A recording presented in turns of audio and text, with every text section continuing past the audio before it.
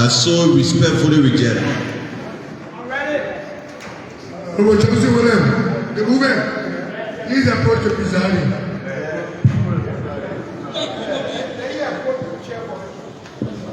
Speaker, Honorable Deputy Speaker, distinguished colleagues.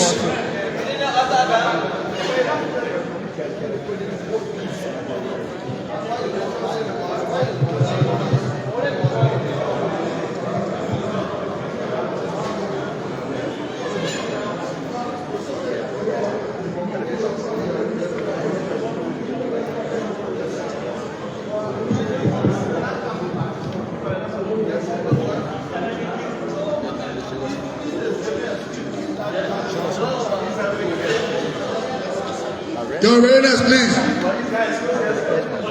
Honorable Speaker, Honorable Deputy Speaker, distinguished colleagues, to the movement, I'll be ready to vote were you to consider the amendment. Following amendment.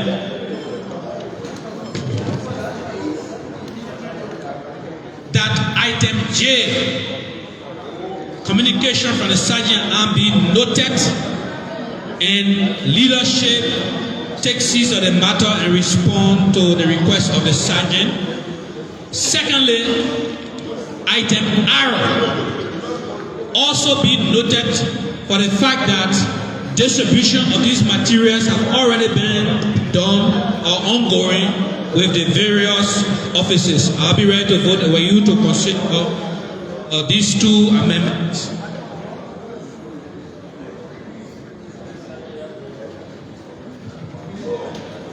To my brother Johnson Williams, I so accept. I'm calling with amendment made to the agenda. Are you ready to vote?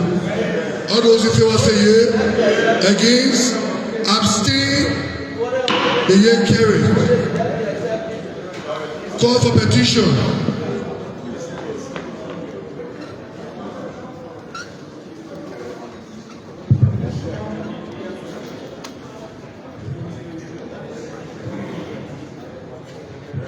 Call for petition.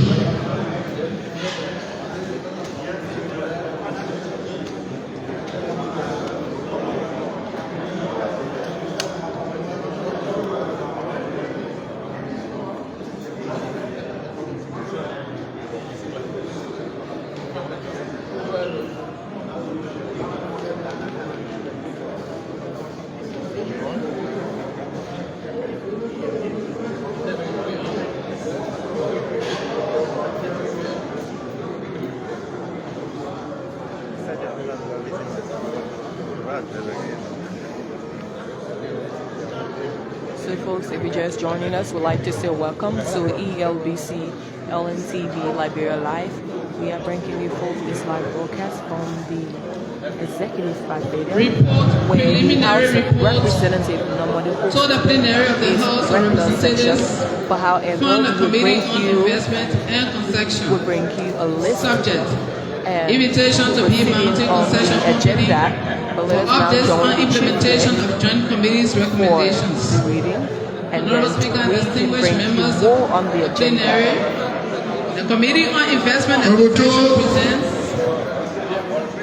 this preliminary report on our engagement with BMCC concession company BMCC regarding the implementation of recommendations from the joint committee following the March 12, 2024 incident at the company's operational site. This report underlines the status of BMCC's compliance and the necessary actions required moving forward. On March 12, 2024, an incident occurred at BMCC's operation site, prompting a comprehensive investigation by a joint committee. The investigation uncovered several issues concerning workplace safety, environmental management, and corporate social responsibilities. As a result, the Joint Committee provided recommendations to BMCC to rectify these concerns and align their operations with best practices and regulatory standards. Despite multiple communications, BMCC has failed to respond adequately to the committee's queries in 2 two separate communications before the committee dated February 12 and February 20 respectively. The lack of cooperation from BMCC raises concerns about the commitment to addressing the critical issues highlighted in the Joint Committee's findings. This non-responsiveness undermines efforts to promote accountability and transparency in the concession operations.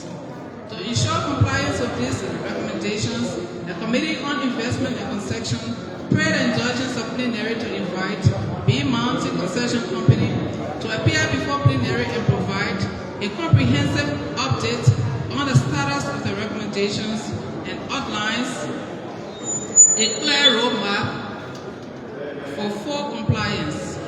The committee is particularly concerned about the application of BMC's failure to implement the recommended safety measures, which could endanger workers and nearby communities. Additionally, unresolved environmental concerns pose a significant risk to the local ecosystem and residents dependent on natural resources for their livelihood. The committee also urges relevant regulatory agencies to intensify the oversight of BMCC's operations. Strengthening monitoring mechanisms will prevent further violations and ensure that the company adheres to its legal and contractual obligations under the concession agreement. Furthermore, we encourage stakeholders, including community representatives, labor unions, and environmental advocacy groups, to remain actively involved in monitoring BMCC's activities. A multi-stakeholder approach is essential in holding concessionaires accountable and fostering sustainable development. The committee remains committed to protecting the interests of the Liberian people by ensuring that all concessionaires, including BMCC, operate within the established legal framework. We seek the plenary's guidance and support in enforcing compliance and safeguarding the well-being of our citizens. Respectfully submitted for the Committee on Investment and Concession, Honorable Foley E. Fonley, Chairman, sign, Honorable P. Mike Jure, member, sign, Honorable Joman T. Lika, member, sign, Honorable Abba K. Jones, co-chairperson, sign, and Honorable Austin B. Taylor, member, sign. Mr. Speaker, Mr. Deputy Speaker, honorable ladies and gentlemen, as a reading of a preliminary report of the House's Committee on Investment and Concession on the issue of BMCC's compliance. Thank you. Thank you. Our colleagues of the preliminary report submitted by the Committee on Investment and Concession. What is your waiting pleasure? Honorable Feka.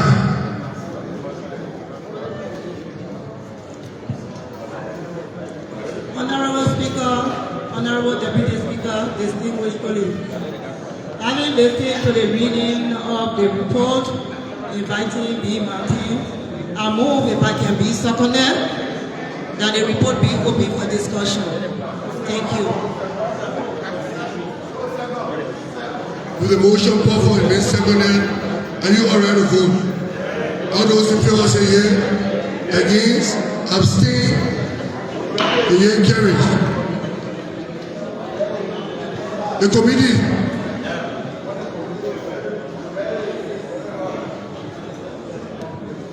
Mr. Speaker, Mr. Deputy Speaker, distinguished colleagues. Mr. Speaker, we observe and has done follow-up on plenary report. On the 12th of March 2024, there was an incident at the B mining operational site in Kimon County where there were a lot of issues then raised, and those issues were then investigated by a joint committee led by the Committee on Investment and Concession. Mr. Speaker, having taken over as chairman and members of the committee has ensured to do consistent follow-up on plenary's report We have previously invited the B Mountain in 2 separate occasions, and without any due respect to the committee or any response to the committee, they have refused to turn out nor send any excuse stating reason why they are not appeared. The essence of our request for them to appear before the committee, Mr. Speaker, is to state their position as to the implementations of plenary report, is to state how far they have gone with the recommendations of plenary. And you cannot have a mandate from plenary and the Liberian people are looking up to us for remedy. They have complained on issues of concessions that living up to their concession contract. And to have a concessionaire who have taken on the stuff that they cannot be questioned in terms of implementations, we believe if these things are properly monitored, we'll always keep our communities. And as a committee, it is from that backdrop that communications is intended for B Mountain to appear before plenary and provide comprehensive report on the full implementations of plenary positions. I so submit, Mr. Speaker. Honorable Abba Jones.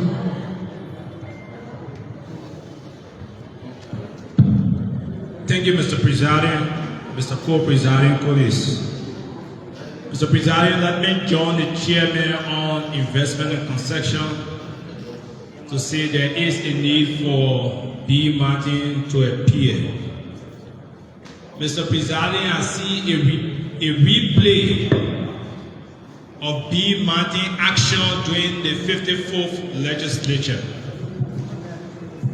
Mr. Presiding, I can remember during the 54th legislature, B Mountain was invited on several occasions, and they refused to appear before the plenary of the House of Representatives at then. That triggered the Speaker of the House of Representatives in presence of Buffer's Chambers to lead a delegation from the capital to the concession. Mr. President, again, we see what happened under the 54th repeating itself. The Committee on Investment and Concession invited B Mountain on 2 separate occasions. The management of B Mountain has refused to appear. It is based upon that the committee is recommending that B Mountain appear before the plenary of the House of Representatives. So I want to crave the indulgence of our colleagues to join the committee to invite B Mountain before the plenary of the House of Representatives. I so submit. Thank you. Way forward. I'm going right down.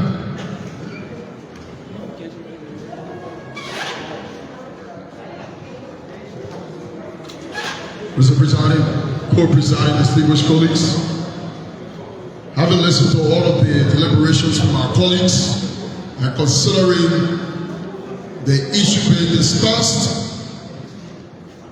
as a member of that committee that led the colleagues to be mounted to investigate the issue, I would suggest as a way forward that plenary moves immediately to invite B Mountain to provide clarity, speak to the issues, the recommendations in the report, and tell us how far they are when it comes to those recommendations in the report.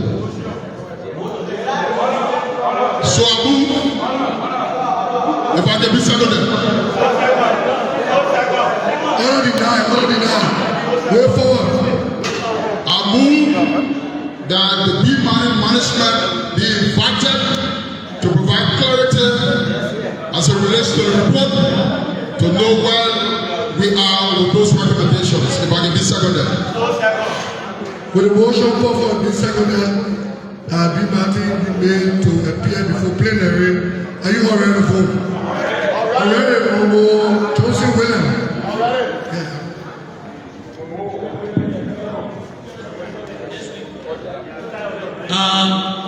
Honorable Speaker, Honorable Deputy Speaker, distinguished colleagues, I'll be ready to vote when the movement will amend a simple request that B. Martin be made to appear on this week Thursday, because the motion did not carry timeline. So I'll be ready to vote for you to add timeline, and they should appear this week Thursday with the stated information. Having listened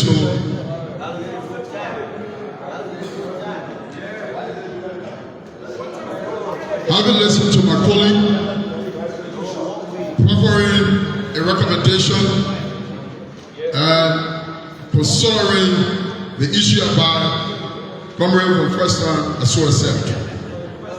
Already, Obosoka.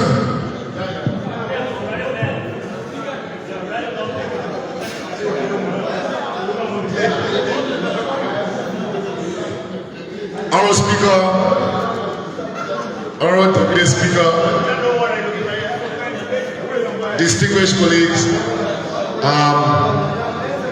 to the movement. First, before I make my readiness to you, I want to commend the author, the Committee on Investment, the Joint Committee for the report.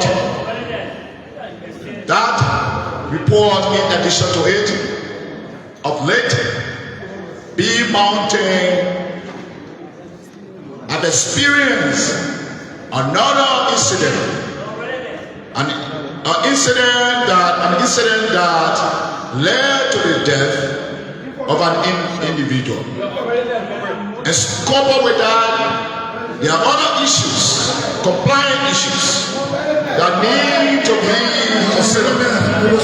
With that, I will be ready to remove it. If you can join or link my communication and the reason in my communication to the report, and let B. Martin be made to appear in accordance to your movement, if you can so accept it. I accept, comrade. Thank you. Honorable Thomas.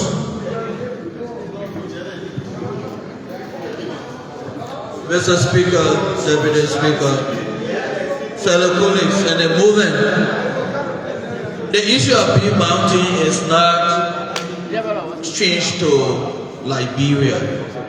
There has been mountain concerns and situations at B Mountain concession area. There have been 3 major delegations, 3 committees, subcommittees set up to investigate B Mountain issue. The first committee was headed by the Right Honorable Dixon Sibo. The second committee was headed by me, your humble servant, Michael Thomas. And there is a third committee also headed by the investment committee. So I will be ready to vote, Mr. Speaker, owing to the nature of B Mountain.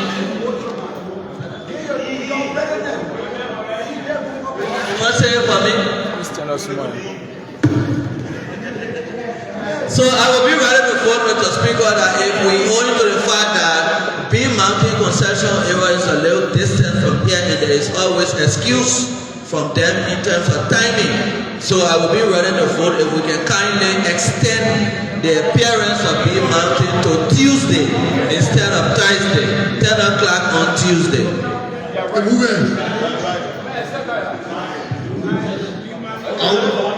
So accept.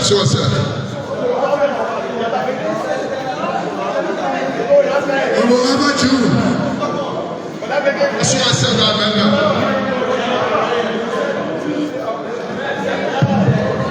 Already.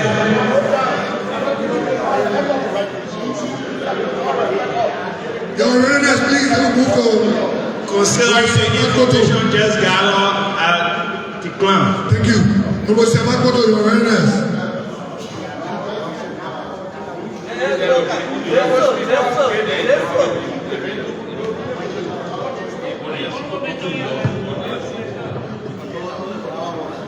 I mean, I don't get a speaker hard time, man. You listen to me,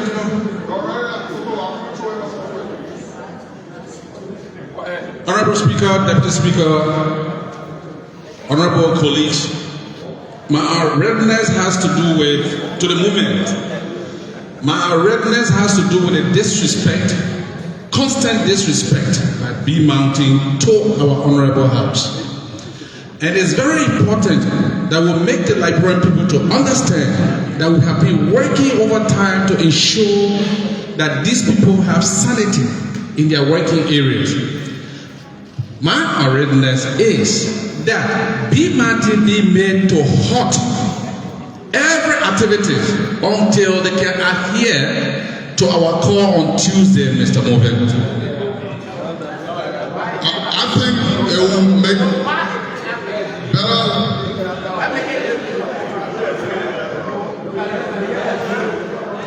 Comrade, it's a very good readiness. I so reject.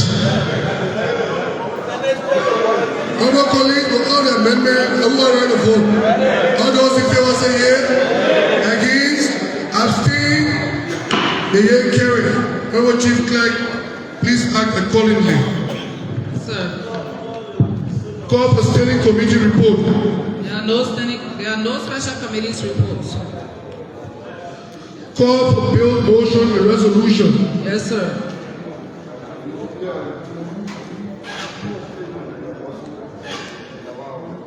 Honorable Richard N. Coon, Speaker, House of Representatives, the 55th Legislature, Capitol Building, Monrovia, Liberia. Dear Honorable Speaker, I present my compliments and submit to this honorable body an act for the establishment of a labor court in Nima County. Honorable Speaker, Deputy Speaker, and colleagues, please permit me to dive into the importance of creating a probate court in Nima County. Mr. Speaker, the importance of establishing a labor court in Nima County stands on the foundation of Nima being a major player in the mining sector, along with the increase in trade and employment. The establishment of a vibrant labor court in Nima County with a huge population and growing industrial sectors comes with more labor cases. But the growing labor cases and with the single cycle court that is overburdened with criminal and civil cases, that the creation of a labor court will bring industrial harmony and further enhance relations between employers and employees and promote the labor industry in Nima County, here in Liberia. Honorable Speaker, Deputy Speaker, and my fellow colleagues, as it is known that Nima as the second populated county in Liberia, recent economic statistics show that it contributes about 25% of the national budget. The resource base of the county is heavily based in its natural resources such as timber industries, mining in gold and diamond. In addition, the county trades with Guinea and Ivory Coast mostly, and its trade sector significantly contributes to the Liberian economy.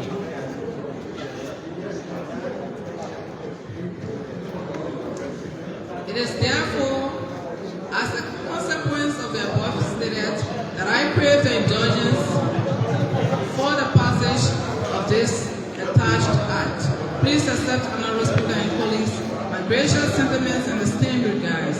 Sincerely, Samuel G. Koga, sponsor, Chairman, Horses Committee on Judiciary.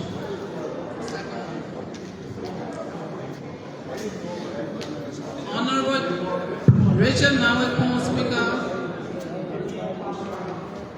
House of Representatives, 55th Legislature, Capitol Building, Monrovia, Liberia. Dear Honorable Speaker, I present compliments and submit to this honorable body an act to create a probate court in Nima County. Honorable Speaker, Deputy Speaker, and colleagues, please permit me to dive into the importance of creating a probate court in Nima County. One, historical perspective of Nima. Nima County, established in 1964, County is a county in northeastern Liberia that shares borders with the Republic of Cote d'Ivoire in the east and the Republic of Guinea in the northwest. Its capital city is Sonikudi and its most populous city is Ganta and has a population of about 621,841,000 as of 2022, and further contains area of 4,460 miles with 9 districts. 2. Importance of establishment of a public court in the County. Consistent with Article 65 of the 1986 Constitution of the Republic, of which vests the legislature the power to create counts amongst others, the judicial law of Liberia further enhances this constitutional provision. The creation of a vibrant and efficient public court in a hugely populated county like Nima is necessary to address the reduction of land-related disputes growing out of land ownership and its legitimate title and other public-related matters. It can be further emphasized that the need for private and court in Nima is overwhelming, as the both courts play a pivotal role in stabilizing and enhancing national peace that is, by and large, ties in land security and protection for deaf persons' properties as well as its subsequent inheritance. Moreover, Nima County served as a melting point for trade and other human transactions not limited to human trafficking, giving it huge population as well as a proximity with other neighboring countries.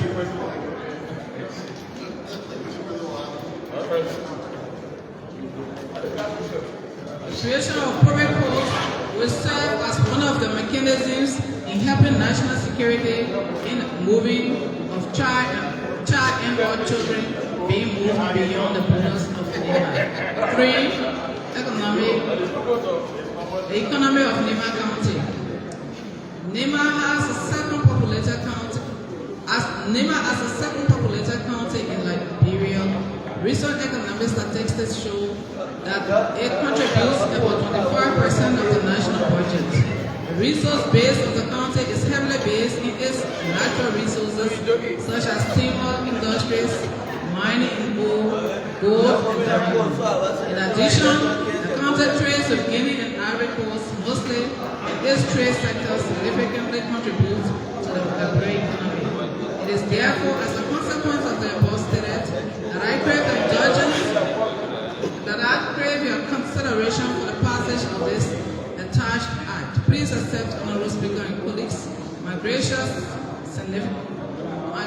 sentiments and esteemed regards. Sincerely, Honorable Samuel Chipoka, sponsor, Chairman, Houses Committee on Judiciary.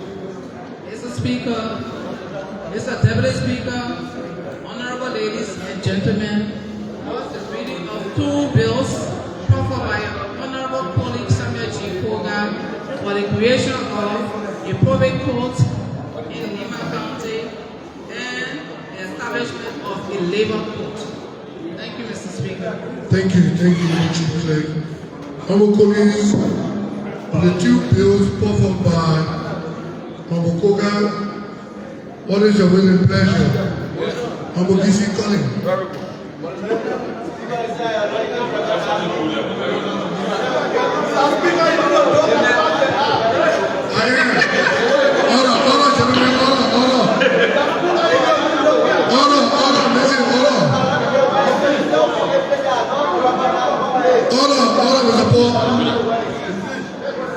The Honorable Speaker, the Honorable Deputy Speaker, my very distinguished colleagues, having listened to the reading from our colleagues, Honorable Samuel G. Koga, craving the indulgence of plenary to establish a magisterial court and a labor court, appropriate code and legal code. I, GZK Collins, representing the people in the third district number 4 local county, move if I can obtain a second that the communication be forwarded to the various committees. The Committee on Judiciary, the Committee on Internal Affairs, the Committee on Ways, Means and Finance, and the Committee on Labor. If I can obtain a second.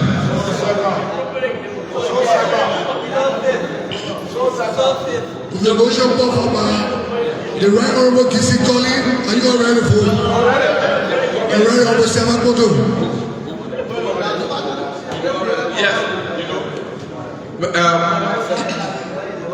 Honorable Speaker, Deputy Speaker, colleagues, to the movement, I'll be ready to vote were you to kindly please add good governance to this committee.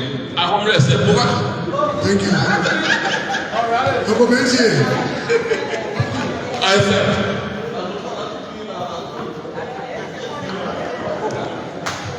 Honorable Speaker, Honorable Deputy Speaker, fellow colleague, and to my distinguished colleague of local county, my partner in progress, I will be ready to vote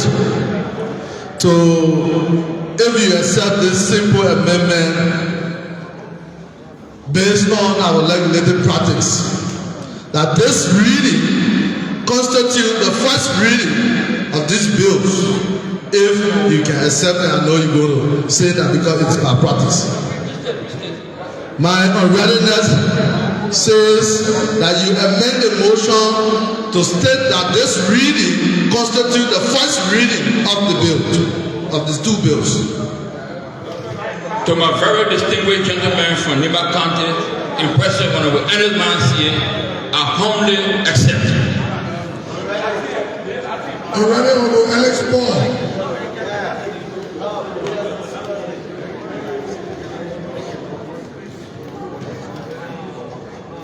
Honorable Speaker,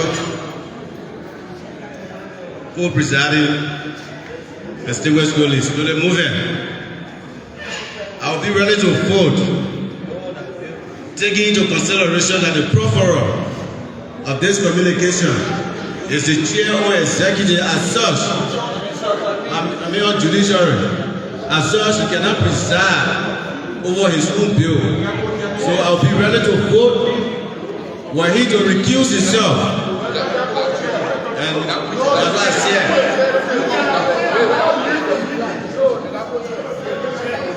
So I'll be ready to vote. The movement is not attentive. The movement. I'm not arguing. To the movement. To my honorable gentleman from River G County, every community has members. Every community has chairman and co-chairman. It implies that the chairman on judiciary will recuse himself and allow the committee to function. I was still stating my unreadiness. I have not finished. And I will also be ready to vote were you to attach a time frame of 2 weeks. The first reading is this, so we cannot attach a time frame. So I humbly reject my colleague. To the movement. I humbly reject. Be appointed the presiding.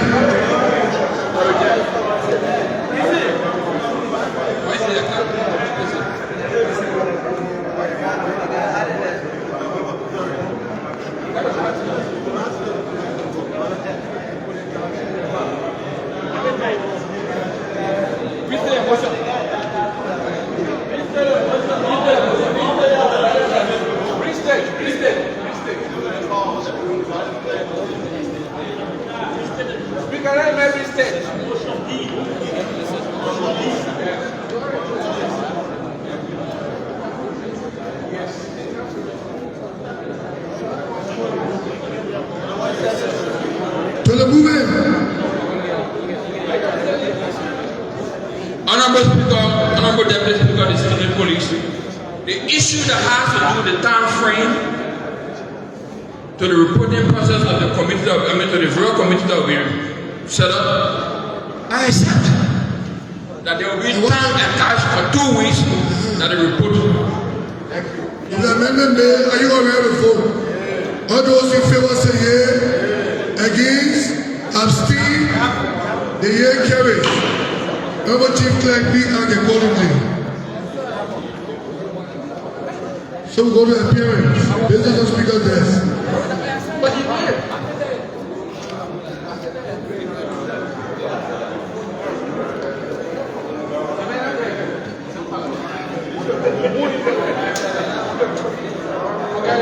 So we're giving the final ministry a lazy hand first.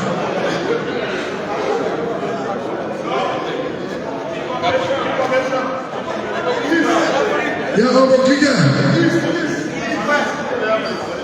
East. Okay, east.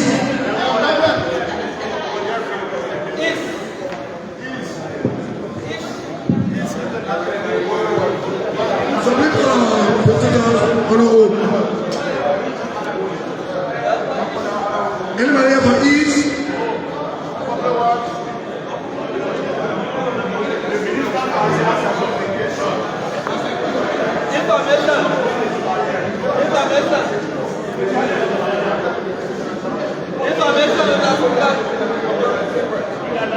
Approach the chair.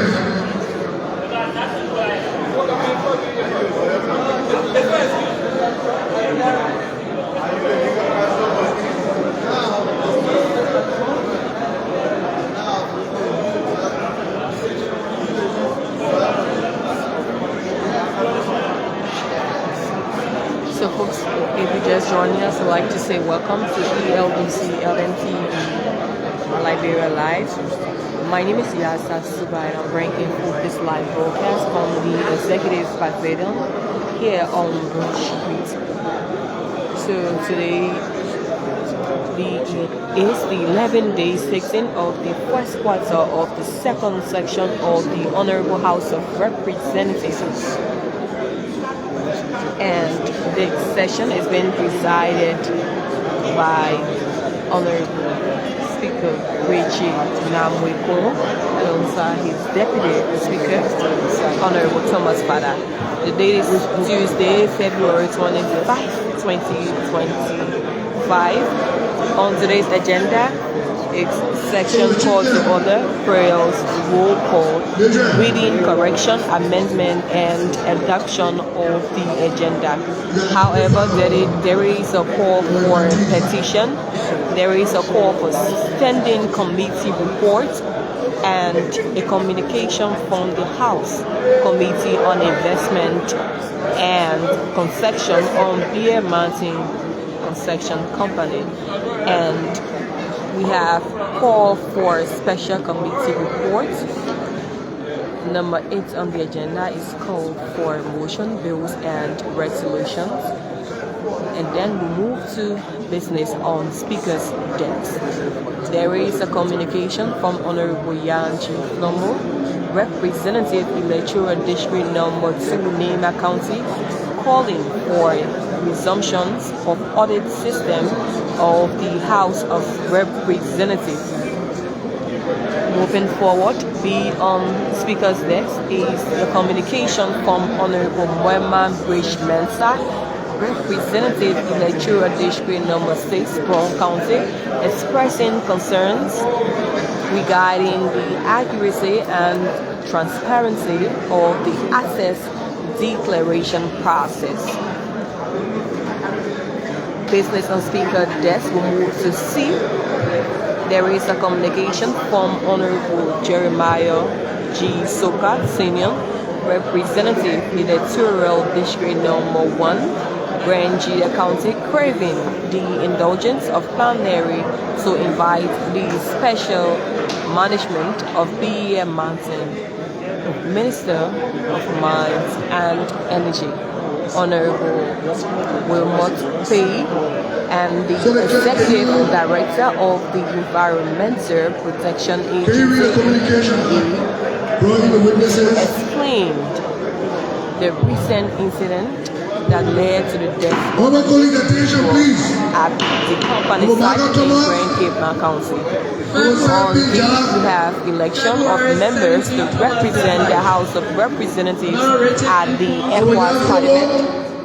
So let us now join the Chief Clerk, and after that we'll bring you more details as it relates to the hearing here today from the House of for your leadership in Representatives. overseeing legislative affairs. I write to formally request an update on the $100 million United States dollars investment and all loan implemented by East International Road Construction Company, which is to be repaid by government of Liberia. In the interest of transparency and accountability, I kindly request information on the following. 1. The total amount received so far from the $100 million loan. 2. The amount that has been utilized for road construction to date. And 3. A copy of the official bank statement of the loan account for verification and financial clarity. Given the significance of this project to national development, it is crucial that the legislature remains informed about its financial progress and execution. I trust that your office will facilitate the timely provision of this information to ensure proper oversight and public accountability. I look forward to your prompt response and appreciate your cooperation in this matter. Please accept my highest regards. Sincerely, Honorable Dorman Twine Likia, Representative, Electoral District 6, Nima County. Right.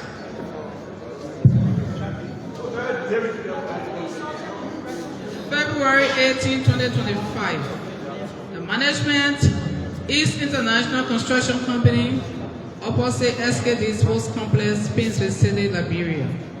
Dear Mr. General Manager, I present compliments and by directive of the Honorable House of Representatives in section, invite your presence before its plenary on Tuesday, February 25, 2025 at 10 a.m. prompt.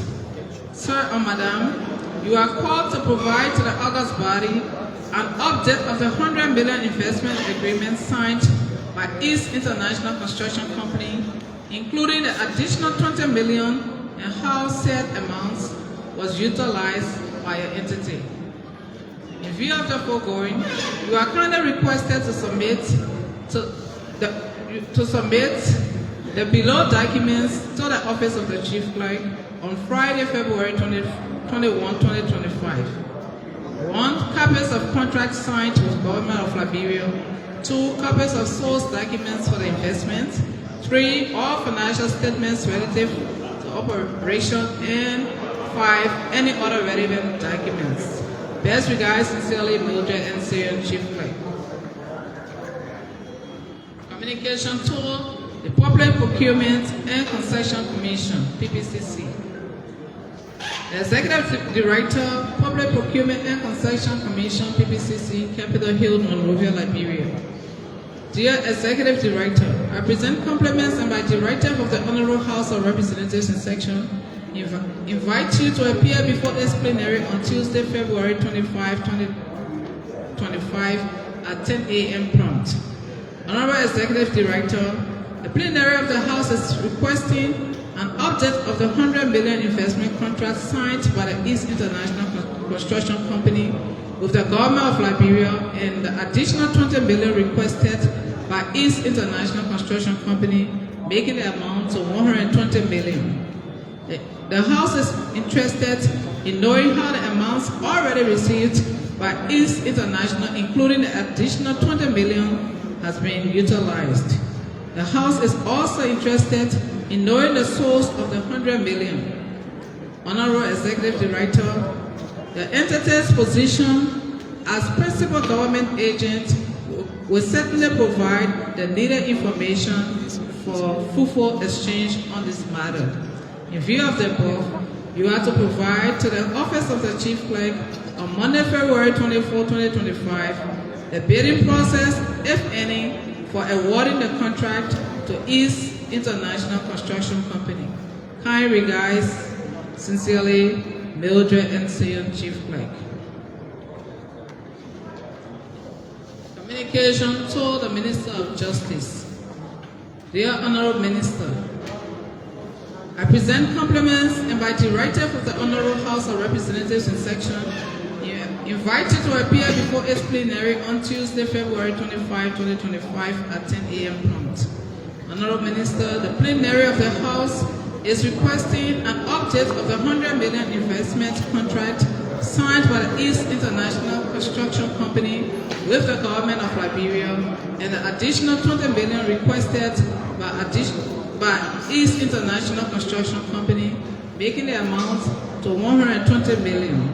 The House is interested in knowing how the amounts already received by East International, including the additional 20 million, has been utilized.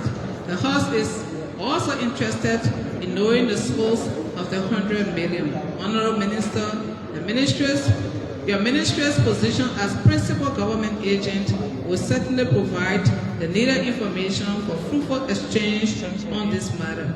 In view of the above, we are requested to submit to the Office of the Chief Clerk all monetary documents in relation to the contracts and evidences of payments made thus far to East International Construction Company on Monday, February 24, 2025. Your kindest regards, sincerely, Mildred N. Chief Clerk.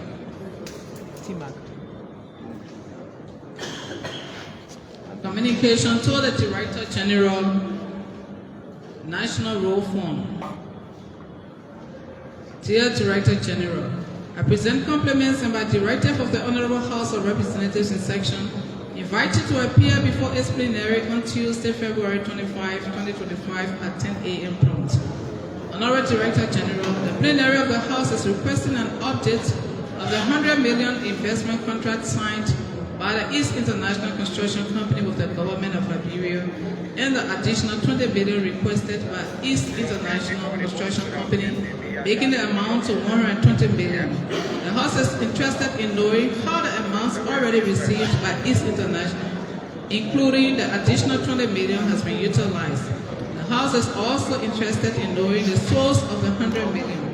Honorable Director General, your entity's position as principal government agent will certainly provide the needed information for fruitful exchange on this matter.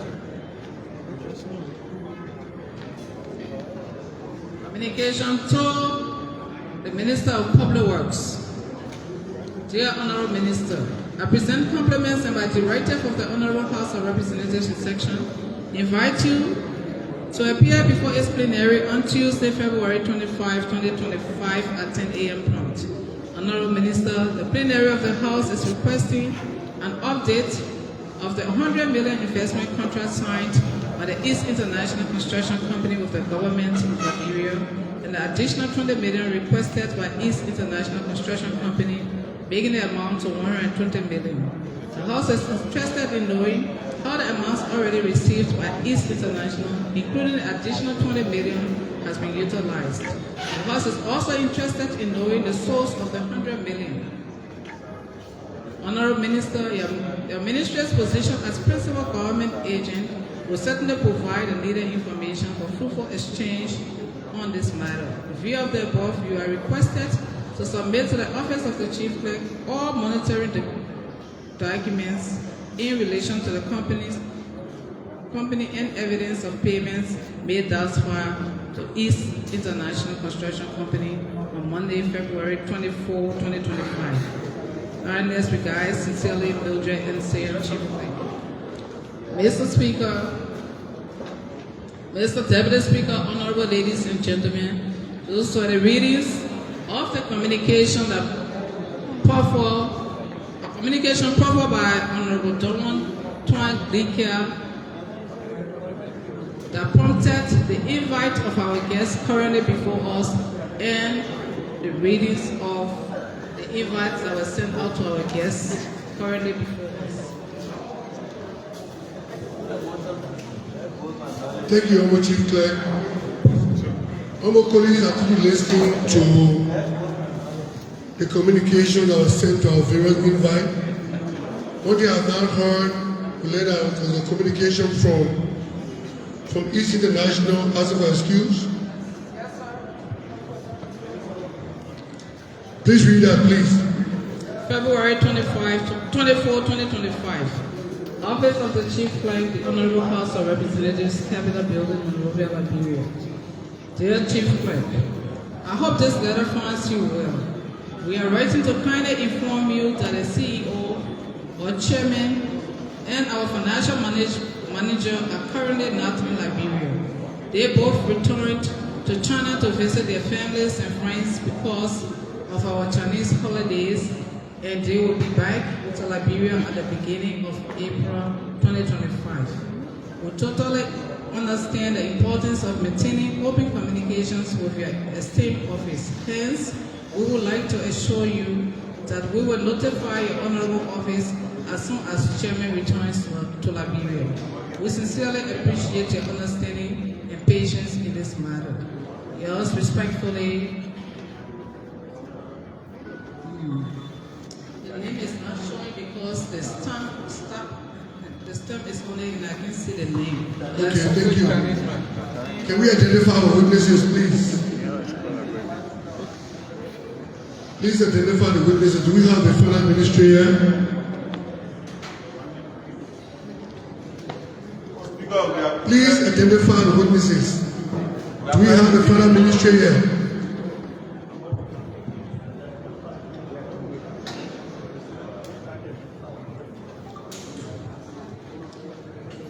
Speaker and members of the Honorable House of Representatives, I'm Anthony Myers, representing the Ministry of Finance and Development Planning, and accompanied by Mr. Deputy Accountant General.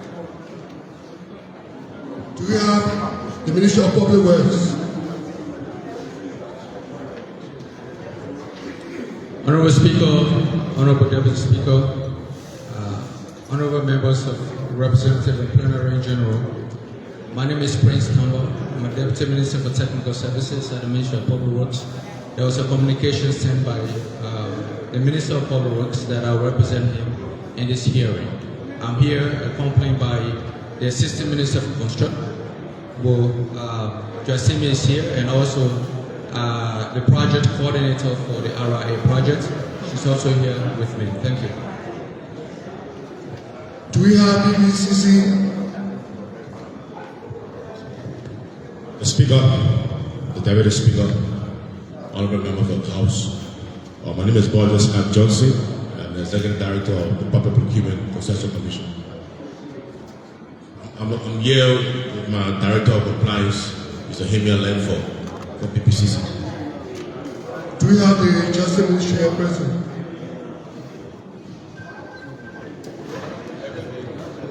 Honorable Speaker, Honorable Deputy Speaker, honorable members of the House of Representatives, my name is Councillor Charles D.F. Kamo II. I am Deputy Minister for Economic Affairs, Minister of Justice, and IT Minister. Thank you. Thank you so much. Honorable colleagues, with the communication from East and the presence of our various invitees, what is the wait and pleasure? Observation.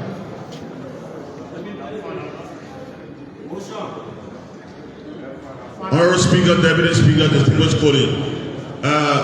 Honorable Speaker, I observed that we did not see anyone from the National Road Fund. Do we have anybody here from Road Fund? Is there any excuse for Was it by the motion? Yes. Chief Clerk, can you please provide clarity on that?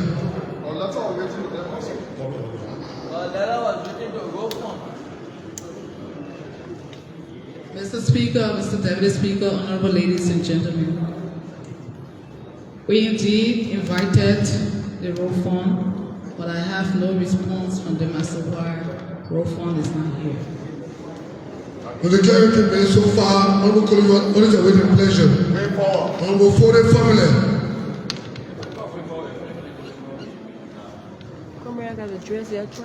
Mr. Speaker, Mr. Deputy Speaker, distinguished colleagues,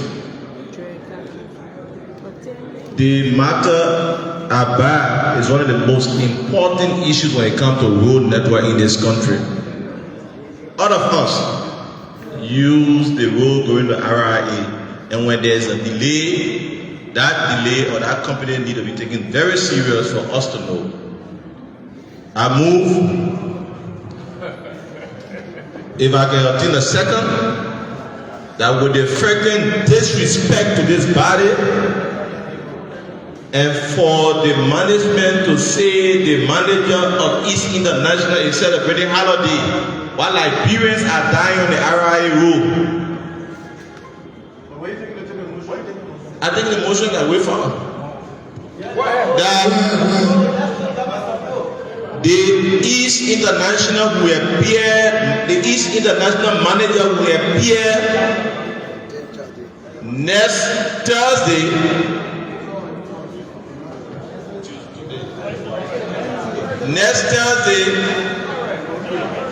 Next Tuesday, to show cause why he should not be held in contempt,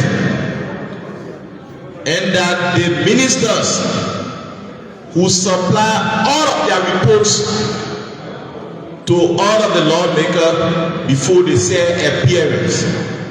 If I can obtain a second. Honorable colleagues, the motion called for, are you all ready to vote? I'm ready, Omosoka.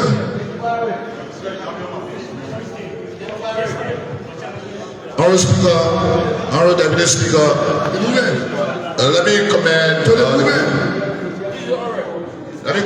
the distinguished gentleman from Bond County for this motion. I do agree first that today, based on the communication from East, there is no holiday in China, nor there is any in this week that is ongoing. It also clear to note and underscore that East International continue to repeatedly disrespect this Okabali, which is the clear indication of its intent to impugn the work of this body. So to the movement, I will be ready to vote if you will kindly accept this simple amendment that the Minister of Public Works and the Minister of Finance be asked to come with East International in the next appearance, given the fact that they have the principal supervisory, if not regulatory role over East and continue to disrespect this August body. If you will kindly accept this amendment. So, to the honorable gentleman from Grand Judah, one of the distinguished and respected young lawmaker from our county, my motion was very clear that all of those who were invited today will be discharged and they will appear along with East on Tuesday. That was my motion. So they will say appear. So in that contest, I reject. Thank you, presiding, co-presiding, distinguished colleagues. To the movement, I will be ready to vote if we are to put our eyes also not just on East International for the disrespect, but to the National Road Fund. I will be ready to vote if the motion can clearly state that the National Road Fund, the boss, come and show cause why she should not be held in contempt. That's one. And two, I will be ready to vote if we can take into consideration the content of the communication sent to the ministry or the entities. We requested specific information, specific documents. I will be ready to vote if they can make available those documents, because the communication said that they would have been made available before their appearance. So I will be ready to vote first if she can come to show cause why she should not be held in contempt, and also the documents from the ministries that were invited. To my brother from Lima, that the ministers should provide the document requested, say it should have been done yesterday, And if there's no reason why they did not bring it, they should be held in contempt as well as said. Readiness, Honorable Matthew Joe.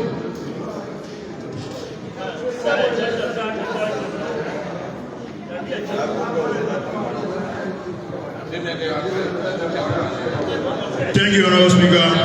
To the movement, I will be ready to vote. If you will accept this simple amendment. It's always a custom here that the guests that were waiting, the guests send a excuse or send a communication to the house informing of which is international that due to their holiday they travel to China, and I strongly believe that the manager will not be here because from here to China is very far. So if I will be ready to vote and you will accept that the second in command as East International will appear next week, Tuesday, as we are saying, and not the general manager who have already traveled. And respectfully, waiting this house. So probably we can amend the communication that the second in command at that institution can appear. To the honorable gentleman from Grand Bassa, this is a country where a group of people have taken over 100 million to do a road, and the road is up to now not completed, and people are dying on the Ralphie Highway. I so reject they should be on Tuesday. Already, so we were done.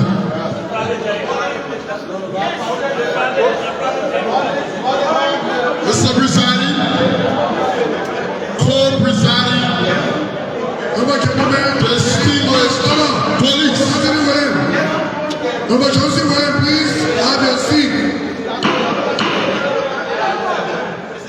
Number Sekou Kane, Number Sokan, please have your seats. Go ahead, Your Readiness. Mr. Presiding, co-presiding, distinguished colleagues. For me, I see this thing differently. My readiness is, and this is almost like a normal practice of these people. I see the movement, I see it to be very disrespectful, not only to this party, but to our officials of this government. These people were invited last week. No kind of merrymaking, no kind of holiday should have kept them away from the period. If the CEO is not in town, there should be a general manager. If the general manager is not there, there should be an officer in charge. We cannot invite these people. They left the business schedule, and came here to honor our request. I'll be ready to vote, Mr. Movement. The plenary immediately instructs the Sergeant at arms, giving 1 hour to bring the living body of who's in charge of East International now. The movement. Number colleague, hold on. To my brother, Emmanuel, the issues unfolding on that road, I'm aware it is very emotional, and sometimes we need to exercise leadership. I so reject. Honorable Jack Papa, Obadiah Vani. Honorable Speaker, Deputy Speaker, the police, the movement, I'll be ready to vote if the ministers, if the Parliamentary and emergency session can ask the minister whether the document that we requested for to be brought forward, all are they here? To the movement. So I said. Honorable Michael Thomas.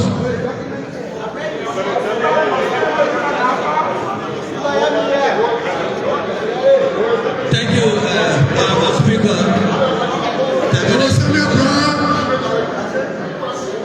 And colleagues, to the movement, before I state my unreadiness, I officially call for the motion request requesting the parties to appear here today. And we were clear in our motion that those contracts are signed by the parties that you see here. And we even included the PPCC because of its compliance rule. But I want to sound a caveat, especially to our ministers. IS is an institution. It is not a sole proprietorship to say that one person who is managing IS.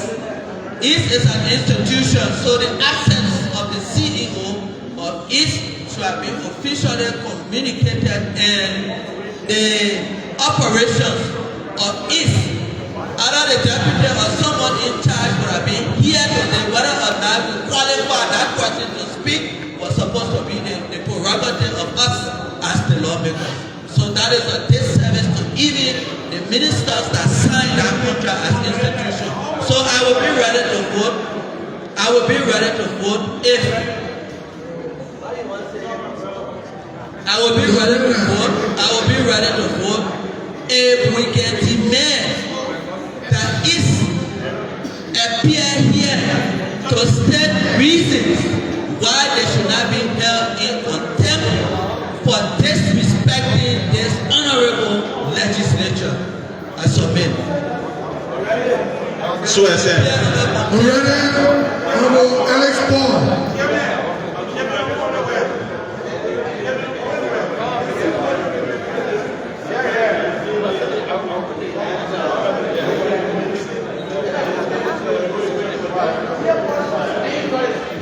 Honorable Speaker, Honorable Deputy Speaker, distinguished colleagues, to the movement. Mr. Movement, I will be ready to vote. Taking into consideration my experience and by historical record from the 54th, IS International, as tend to be corrected, has never appeared before this body, which I see to be a defiance to this body. And taking cue from the research done by Honorable Sokan that there is no Chinese holiday that is ongoing presently in China, as communicated in their communication. I will be ready to vote when he is coming on our next session day. He should come with all his travel documents to prove that he actually traveled and is not in this country. Failure to that, he should be held in contempt and remanded at the Montreal Central Prison in keeping with our law for a specific period of time, in keeping with our rules. I'll be ready to vote for you to accept that. From my brother, Ellis Paul, with a much revised position on his unreadiness, I so accept. All the chief clerk, to the chief clerk, I've been informed there was an excuse sent to plenary from the roll phone. Can you please clarify that? Honorable colleagues, attention please. We have an excuse for the roll phone.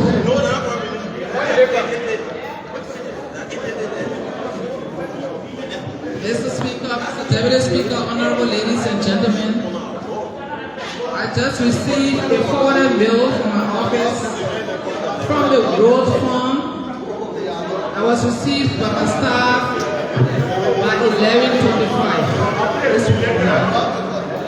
Yeah, can you read it, please? Can you read it? Honorable colleagues, attention, please.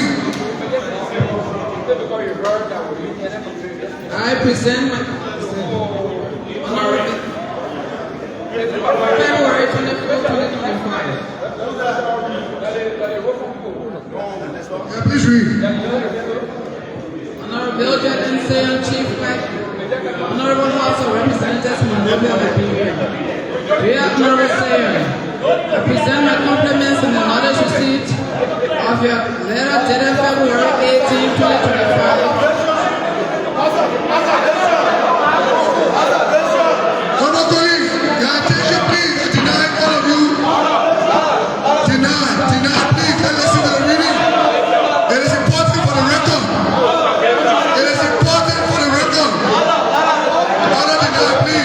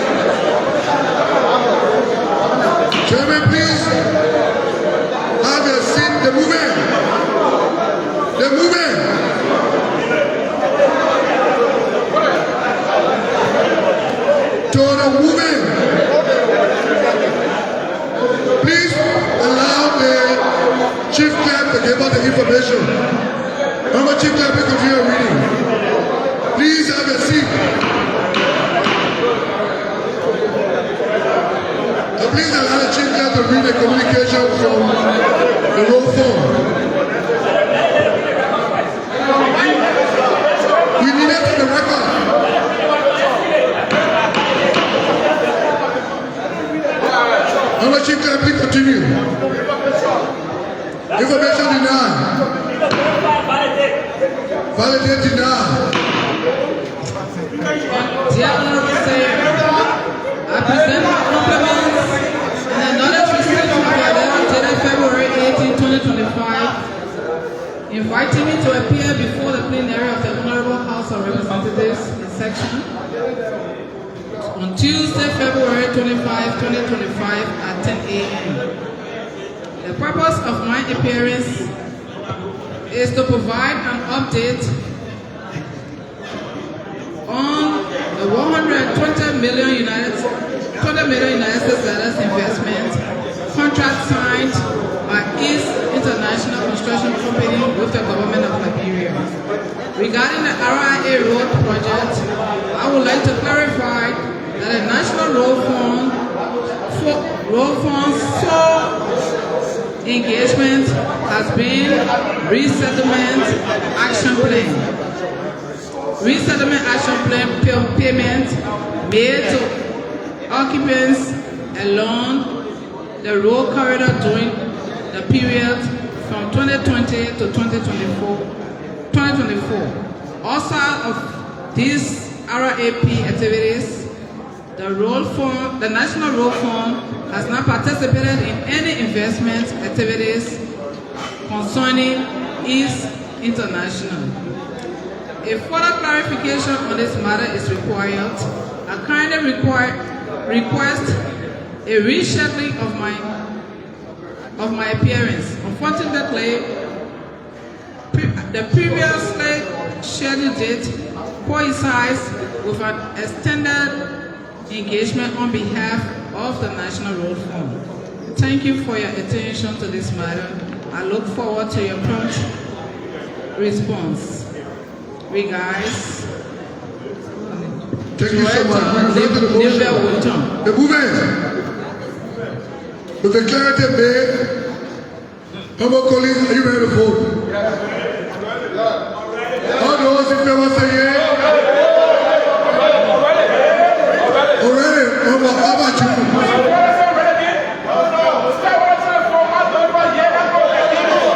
Already, how about you? Way here. There are rules that govern this flow. Mr. Presiding, Mr. Co-Presiding Police. Mr. Presiding, I sat and listened keenly to the two communications, one from East International and one from the National Road Fund. Mr. Presiding, those two entities are not run by individuals. They are run by individuals. So if communication is sent to them and one person cannot appear, it doesn't mean that the other cannot appear. With our witnesses here, there are two persons here representing our institution. So to the movement, Mr. Movement. The movement, leave me attentive. I will be ready to vote where us to just listen to the reading of those communications for reading sake, but those institutions that did not show up today should appear, and they should appear to state reason why they should not be here in contempt. I'll be ready to vote for you to consider that. The movement. From the gentleman and one of my closest allies, as well said. Honorable colleagues, with the clarity and amendment made, are you ready to vote? Only one amendment. I will be ready to vote where you to include in that communication advising the road fund or whatsoever authority responsible, including East International, to come along with their lawyers. I'll be ready to vote where you to include that amendment. In Rofa, there are a lot of great men. As well as said. Thank you. I'm not going to vote amendment. I'm not ready to vote. How those people say yeah? Against? Motion carried. As we are about to discharge the witnesses. I just want to send a caveat. And this caveat is to East International especially. I want to enforce plenary decision by not accepting any gross disrespect from East International. And as we say today, if they do not appear on every Tuesday, they will follow the hearing contempt and legislative proceedings and all other measures will be taken against them. I have my honor. Will now please allow the witness to be discharged. They can submit the camera report. They are to submit the camera report. Witnesses, please submit your report to the Chief Clerk office. Please submit your report. While we are waiting to discharge the witnesses, I urge the federal committee chair to please accompany the witnesses out.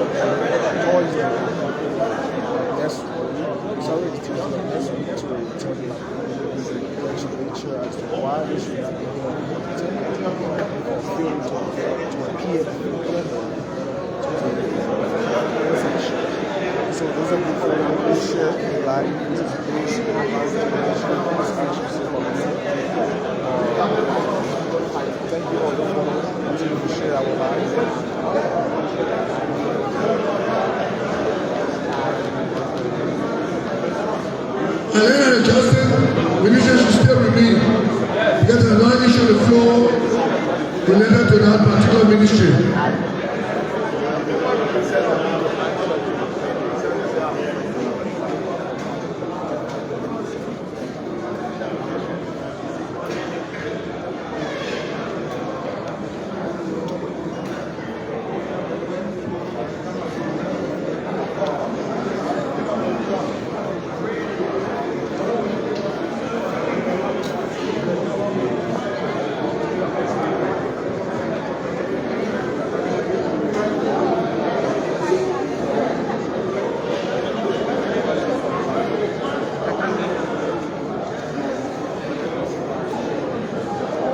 To our witnesses, please.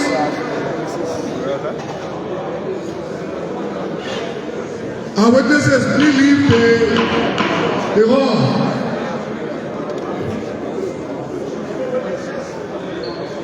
Our witnesses, please carry on. Guests out there.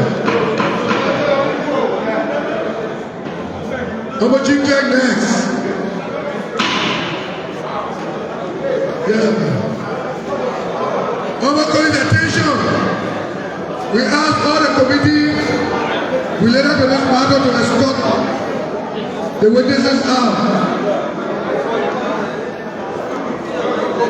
Sergeant Ham, please help escort the witnesses out. Our Chief Clerk next.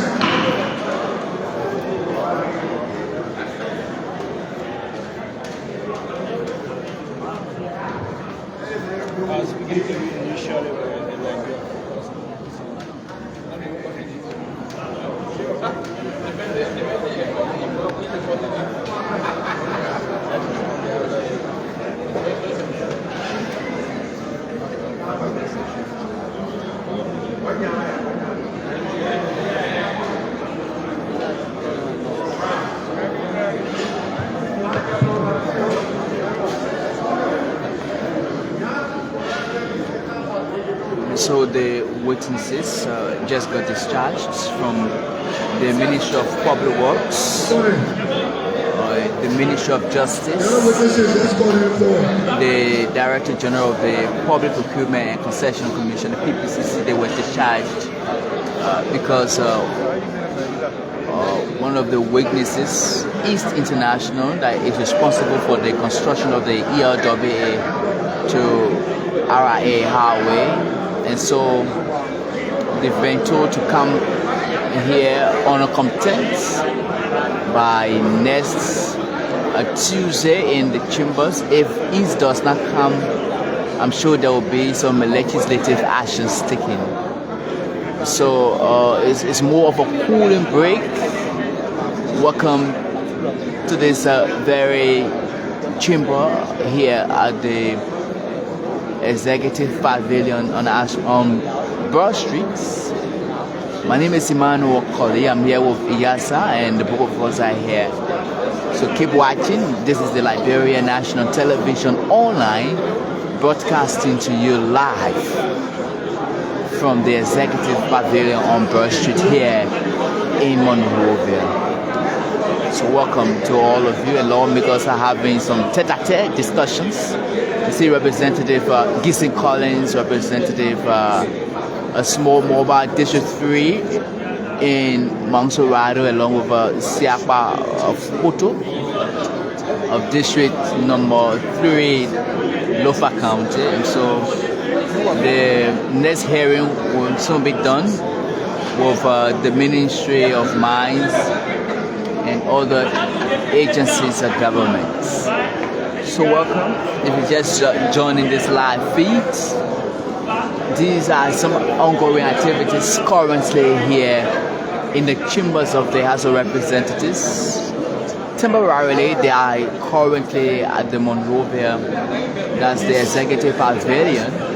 As you may be aware, the House of Representatives, the Capitol building, 2 months ago was gutted by fire, and so they've been using this structure temporarily, making sure that the people's job is February 17, 2025. So we'll go back to the chief clerk for the continuation. Speaker of the Honorable House of Representatives, Capitol Hill, Monrovia, Liberia. Dear Speaker Kuhn, with compliments, I write to pray the indulgence of plenary of the House of Representatives to invite the Minister of Justice, the Minister of Foreign Affairs, the Inspector General of the Liberian National Police, and the Commissioner of the Liberian Immigration Services to address the alleged torture and attempted murder of Momo David, a Liberian citizen by Marcus Shield, a Chinese national, on January 13, 2025 in the compound of Marcus Shield in Congo Town.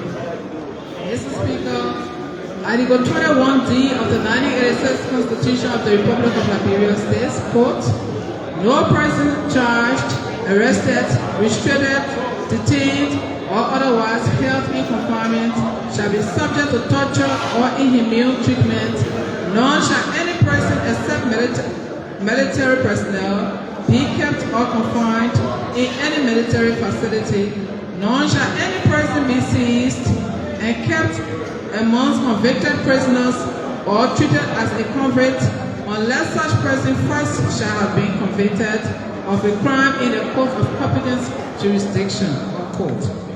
The legislature shall make it a criminal offense.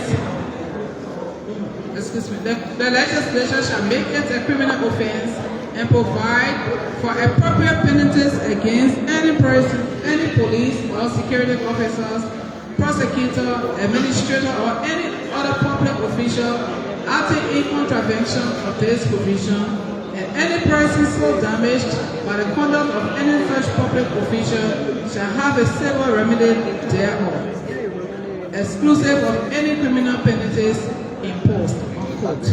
With the aforementioned, I pray the indulgence of the plenary of the House of Representatives to invite the named officials to update the Honorable House of Representatives on the alleged torture and attempted murder of Momo David by Marcus Shaw. Thanks for your usual cooperation. Truly, Ava K. Jones, Representative, Electoral District 2, My Giving County.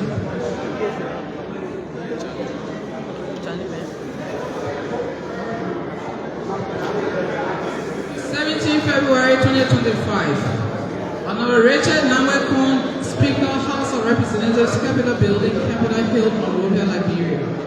Reference: request to invite the Justice Minister and Police IG to provide status report on the widespread killing in Lofa County. Honorable Speaker, Deputy Speaker, and members of the 55th Legislature, I am deeply constrained to bring to the attention of this august body the grievous situation unfolding in Lofa County in recent times.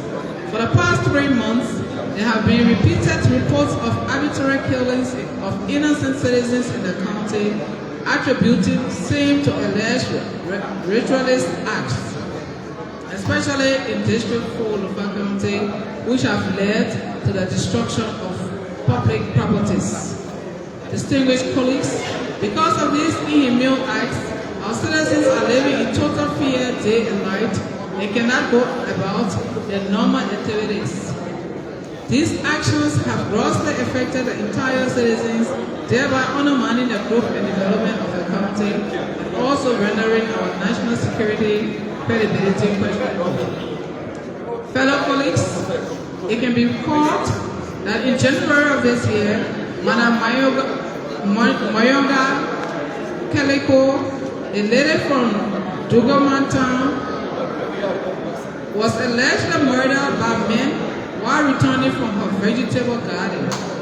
The late Mayonga was chopped with cutlasses multiple times, thus leading to early death.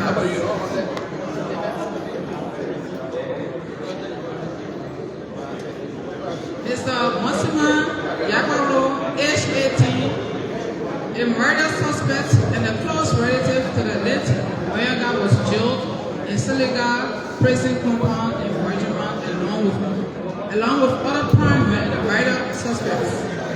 He, Massima, was later transferred by state security from Siliga prison to the police barrack for security reasons, according to state security.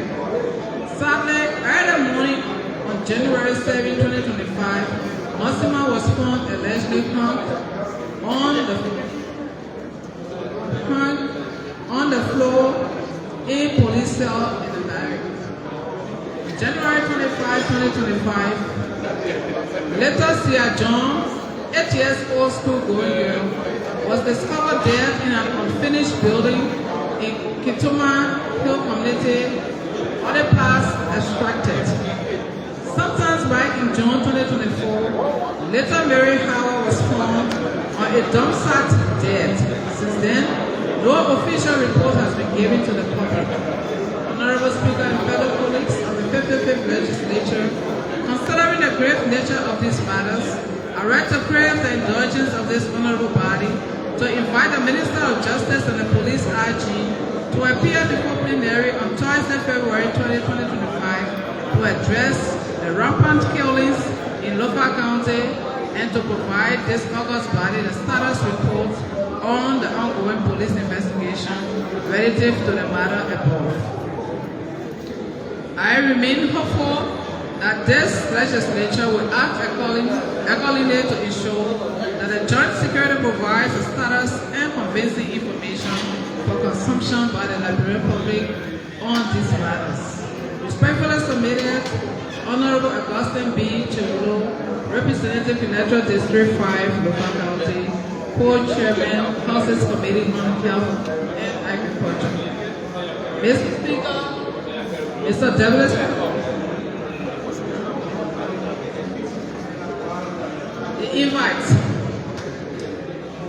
invite to the Commissioner General, Liberia Immigration Services.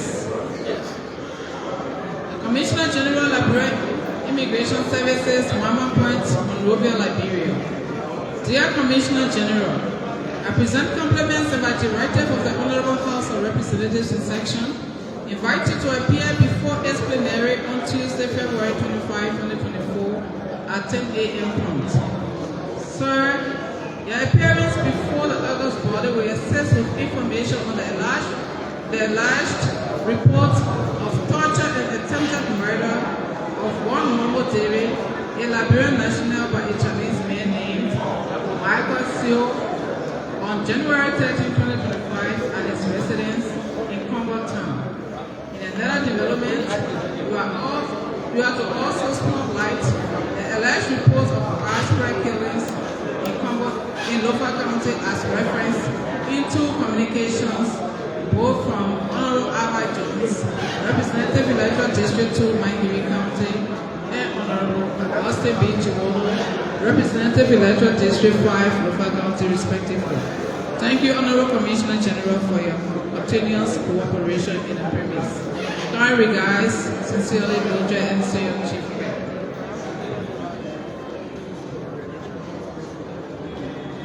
Communication to the Ministry of Foreign Affairs.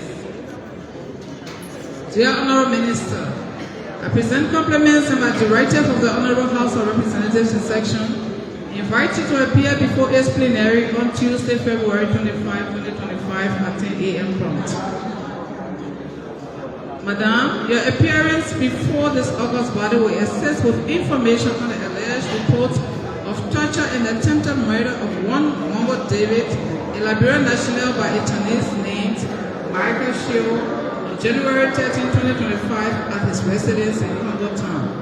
In another development, we are to also spotlight the alleged report of widespread killings in Lofa County as reference in two communications, both from Honorable Alva Jones, Representative Electoral District 2, Maigiri County, and Honorable Augustine B. Chiwolo, Representative Electoral District 5, Lofa County.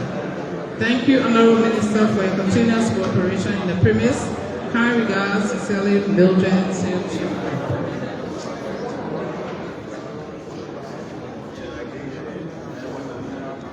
Communication to the Minister of Justice.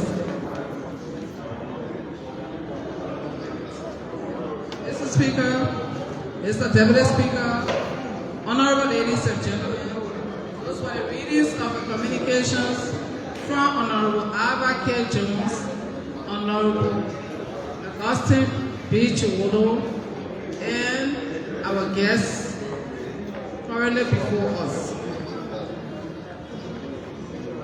Communication to our guests as well was the same content to all of our invites.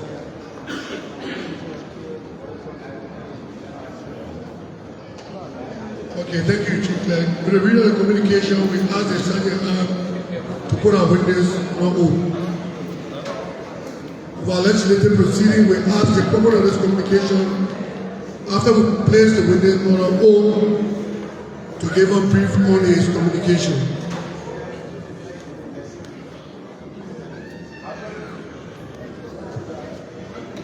So the invitees will now be placed on an oath. It is a normal proceeding here at the House of Representatives. So the Sergeant of Arms will now administer the oath to all of the government officials that are here in attendance to grace the Parliamentary communication from Honorable Alva Jones involving the alleged Chinese person alongside a Liberian citizen, Momo Davis. So the Sergeant of Arms will now administer the oath, and after that, the regular proceeding will be conducted. However, the Speaker has asked Honorable Alvan K. Jones to talk a little bit about the communication from Fort to Primary. Do solemnly swear that the testimony I'm about to provide as it relates to the hearing will be the truth and nothing but the truth. So help me God.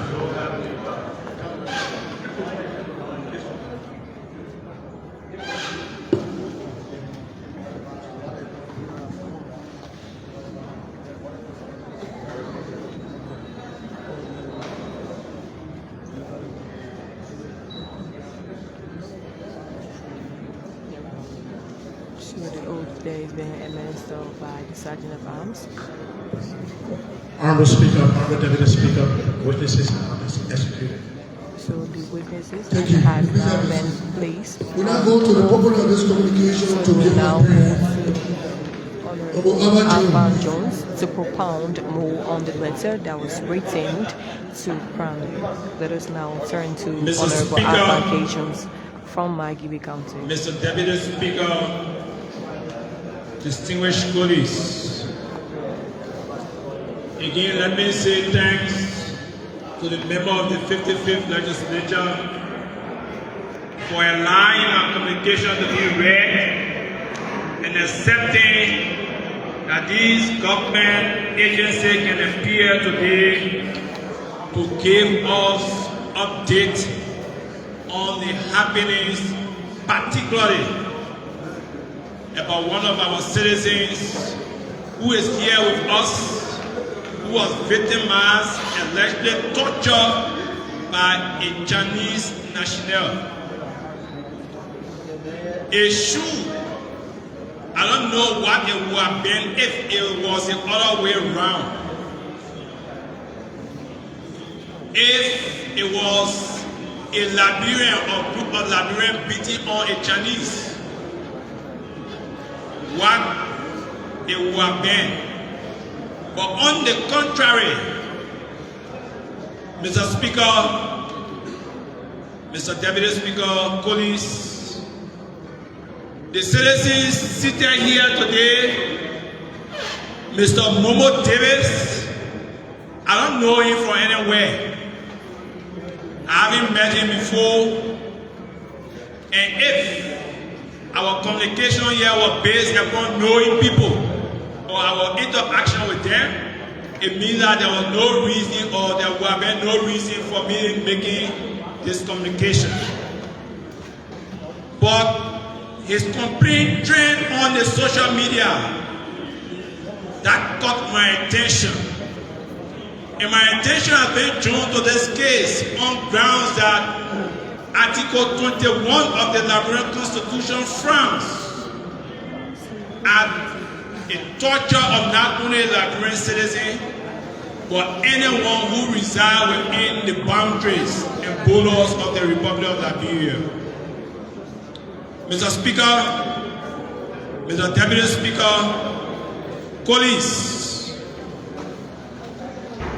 I follow people say that Mr. Momo Davis is a criminal. And because he's a criminal, he was beaten. But let me say, under the Constitution of the Republic of Liberia, every man is innocent unless proven guilty in a court of competent jurisdiction. Today, Mr. Momo Davis will not be the same again because according to the charge sheet and what was read and what I listened to him say, that he was tortured by Mr. Marcus Seal, which my investigation proved that that name is not even his real name. But again, it will be proven as we go on in the discussion. Mr. Presiding, Mr. Co-Presiding colleagues, to see a living human being who poured oil was wasted on, it should not be entertained by even this house or anywhere on planet Earth. Mr. Presiding, Mr. Co-Presiding colleagues, Mr. David Momo or Momo David was tortured, and he was tortured on ground that he stole solar panel.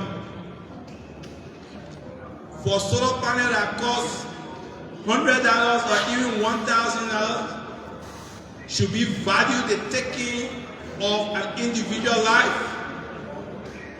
No. Mr. Presiding, if you were to read Article 21 verbatim, it said no Liberian citizen should be subjected to torture, whether in prison or not. And the same law or the same article also gave the legislature the authority to condemn any individual who tortures another person. And they say it shall. When the word shall is used in the Liberian Constitution, it means that the full weight of the law should be applied. Mr. Presiding, I have come today to pray the indulgence and crave the indulgence of my colleagues to seek for nothing other than the deportation of Mr. Marcus Seal, who came to this country and who have defied the law of our land, not just ordinary law, but an article of the Liberian Constitution. So, Mr. Presiding, Mr. Co-Presiding, distinguished colleagues, I know this matter will be open for discussion at the appropriate time. Again, I will be given the opportunity to speak to this matter. But if I were the only one to speak to this matter, I will ask for nothing else than the deportation of Marcus Seal. Thank you very much.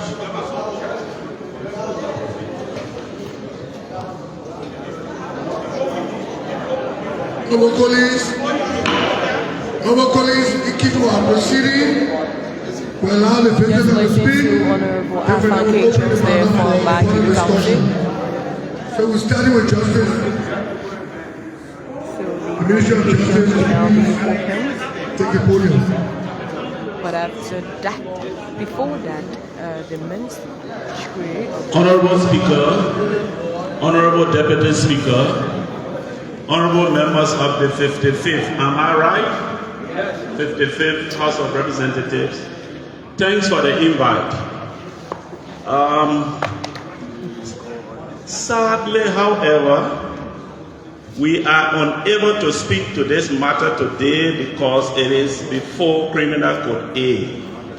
So none of the invited witnesses here today will be able to speak on this matter because of the doctrine of what? Sub judice.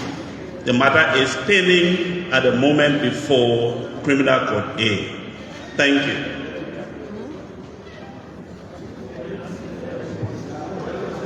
So in similar manner, we ask the other witnesses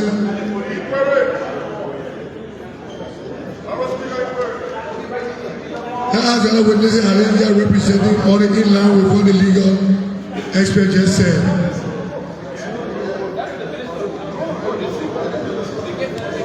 Honorable Speaker, Honorable Deputy Speaker, Honorable members of the 55th Legislature, I would like to thank you first of all for the invite.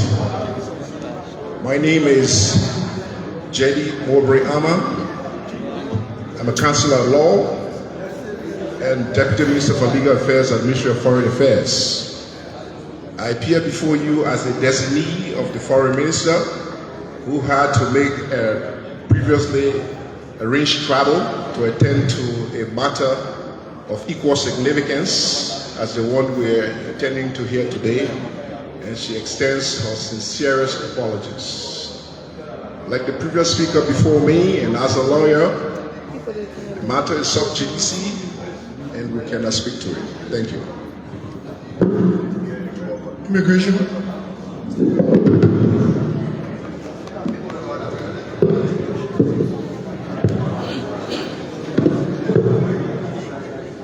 Honorable Speaker,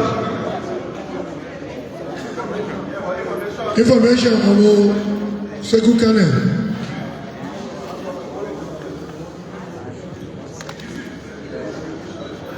are you? Okay, I'm Austin Taylor. Honorable Speaker, Honorable Deputy Speaker, and distinguished colleagues, my information has got to do with the fact that the representative of the Justice Ministry has already informed this body that the matter is in court, making it sub judice. And Honorable Speaker, when the minister from the Ministry of Justice speaks, I also want to believe that the witnesses fall under the Ministry of Justice. So I will crave the indulgence of your respected chair that you kindly seek a way forward that this matter be referred to a committee that will follow up on it. I submit. Honorable Speaker, I submit. Thank you. So we only wanted to confirm for the fellow witnesses what in line with what the Ministry of Justice said. So what the Ministry of Justice said, if they're in line with that, we will just need to get the confirmation from them that can represent the federal institution. So please let us hear from the Ministry let's hear from the immigration boss, then we can proceed. Information denied. Information denied. Inquiry denied. Immigration, please give us your brief. Honorable Speaker, Honorable Deputy Speaker, Honorable members of the House of Representatives, just as my boss has indicated, the Acting Minister of Justice will crave your indulgence. As the case is in court, and the court proceed with the matter. Please. Thank you. Okay, small money, what's your information? Small money, information.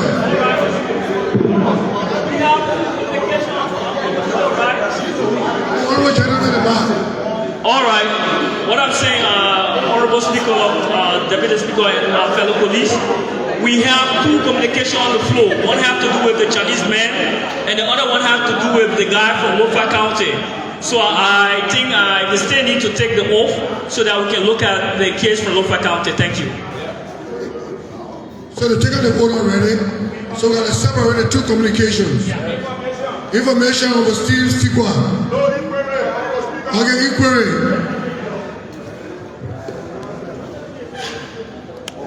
Honorable Speaker, Honorable Deputy Speaker, my distinguished colleagues, my inquiry goes to the representative of the Ministry of Justice. Can you please take the stand?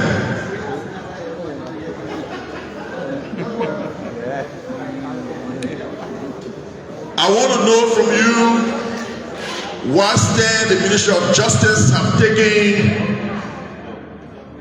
in support of the victim, a man who narrowly escaped death. Which victim? Be specific. Momo Davis. We were just told, Honorable Speaker, we were just told that the matter is in court. The case in court, agreed. Yes, but we cannot. But this young man too need to be taken care of. I want to know the role the justice ministry are playing in taking care of a young citizen. Under witness, please have a seat. We will separate the issue that was discussed. The issue that's in court, we're not going to go any further. Information, Honorable Speaker. You can discuss the issue, but information, Honorable Speaker. Please allow me to learn. Information. We can discuss the issue, but the witness is not able to answer any question relating to the issue. Agree. So the question he's asking, Honorable Speaker, is a provocation. Has to do with the court. The question he's asking is also a provocation. It has to do with the court. Steve, please have a seat. Information, Honorable Speaker. I said the information. I beg your pardon. Thank you. I said the information. I've been informed that this young citizen, Brother Momo Davis, who could have been the late Momo Davis, have not been taken care of by anyone. His sister have been the one that have been catering to him since the incident took place.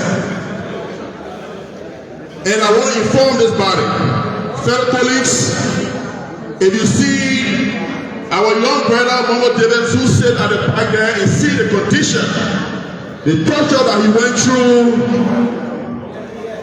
it will saddens you to have this information that the national government have not done anything to help him recover is saddening. I so submit on the speaker. Information denied over No, presiding, you are the proposal of this communication, so please grant me the opportunity. You responded already. Please allow the speaker to speak. Thank you, presiding. Honorable presiding, co-presiding, good colleague. My information to bring you a clear picture from the victim. David Morgan is present here. And so this is the victim, David Morgan. Like the Lord said, the Deputy Attorney General of Liberia said, this case is in court. I don't think that we should act like the court will act in this matter of the This is a precedent case. If you recall 2019 consent, so lawmakers where our citizens were tortured, having a conversation. we know what happened. We could not be postponing this. So that is the information to you in the book presiding. This is a precedent case. Let you assault a best opinion in the court and we have been actually together yesterday. So for the front and bring you a clear picture. While all my people presiding, I will want to ask for the Deputy Attorney General of Liberia. If a matter is equal, information. I'm not calling your attention, please. Your attention, please.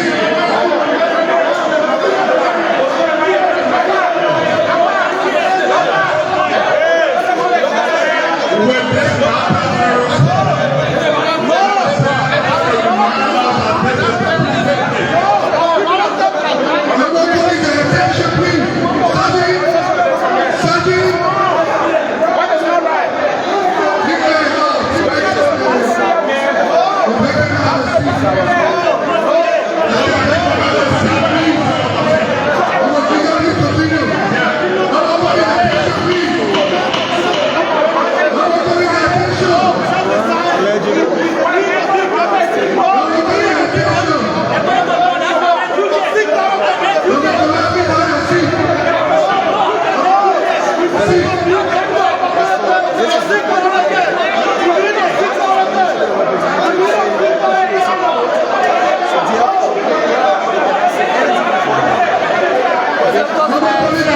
Representation are here from the immigration, from the Ministry of Justice, and they are here and they are saying since the representative from the Justice Ministry have already spoken, the Liberia National Police, the Liberia Immigration cannot interject, cannot say anything because the case is still in court.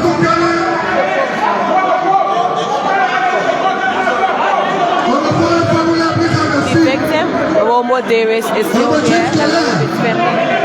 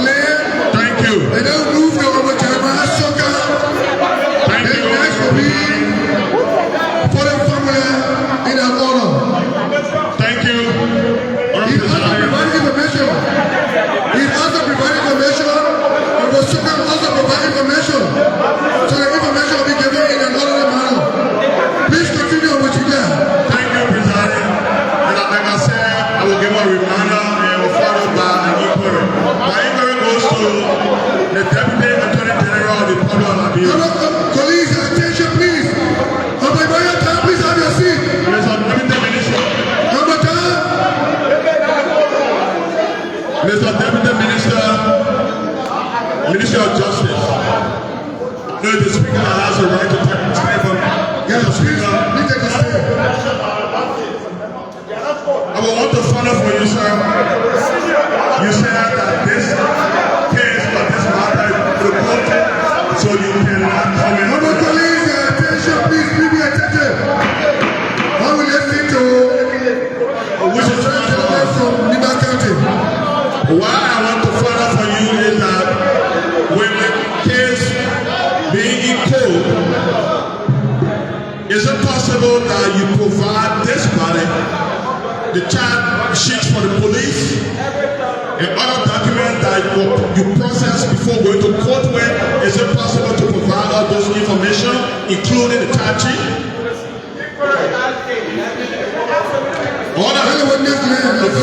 The folder that you forwarded to court, is it possible? Is it allowed under our laws to do that? It is indeed public record. Thank you. Honorable Speaker, Honorable Deputy Speaker. With that being said, that's okay. With that being said, Honorable Presiding, good presiding, I think Deputy Attorney General, he's been so unfair to the people of Liberia. I see a lot of deception in what he has said.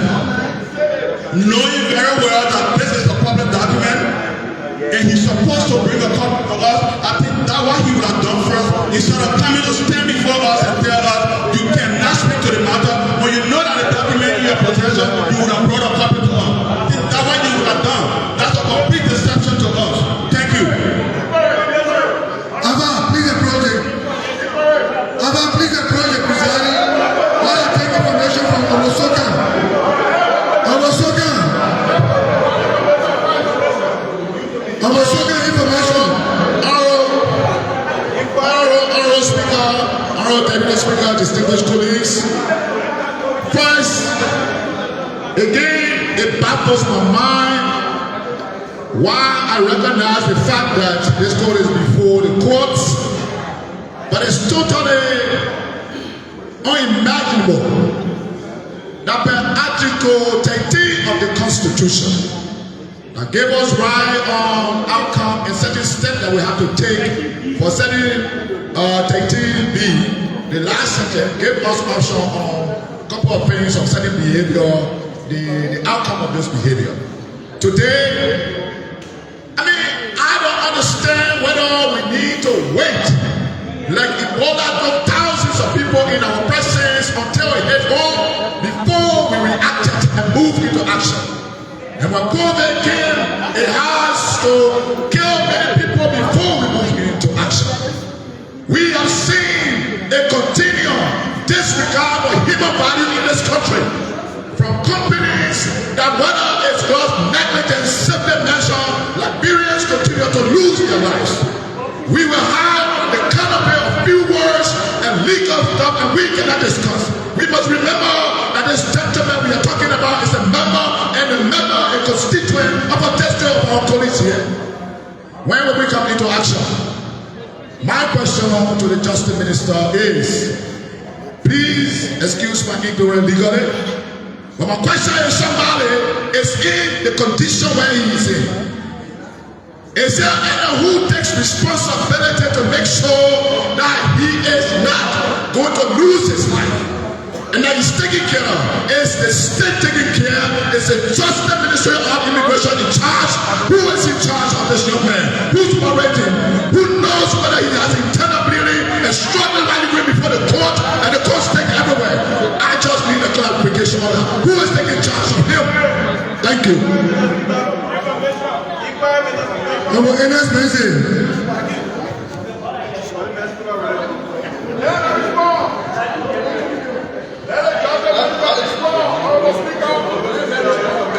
Taking note, he's taking note, please.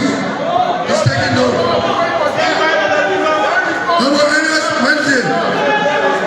Wednesday, please go ahead. Mr. Speaker, Mr. Deputy Speaker, and fellow colleagues, thank you very much for giving me the opportunity.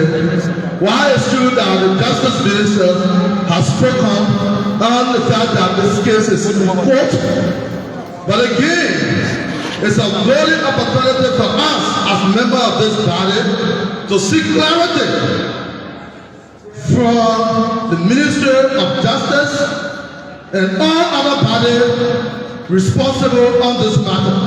My question to the minister: we agree that this matter is in court. Can you provide this body with the interpretation of the National Alien Law, Section 7.1 and 7.3? That is not a good interpretation. We need an interpretation from you. Why this matter was even allowed to go to court in the first place? So, Mr. Minister, please can you provide this body with the interpretation of the alien and national law of our country? Thank you very much. Well, now the minister will respond. Our minister. The minister will respond. Okay, back up to that. Mr. Speaker, why is it true we're being told that the matter is sub judice, but it doesn't negate the fact that the Minister of Justice, even the Liberia National Police, cannot give us an update of the proceeding. At least we should understand to what extent there has been intervention and where is the case now, so that the Liberian people can understand what is transpiring at the court, so we know what this little boy, in terms of his rights, how is his right being protected under the law by the Ministry of Justice in terms of this proceeding. There are the minister of 3%. Please allow the minister to address the issue. Honorable Speaker.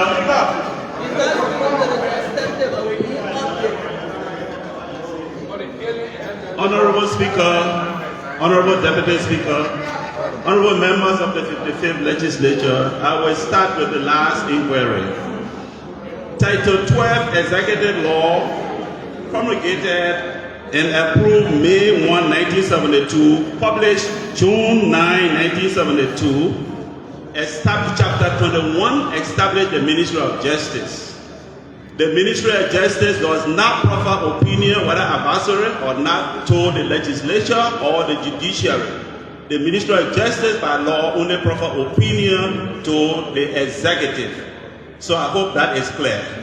I will not be able, as a designee of the Ministry of Justice or as acting Minister of Justice, to proffer any opinion to any member of this. Thank you. Thank you. Our colleagues, we have never been away from. We are our amateur.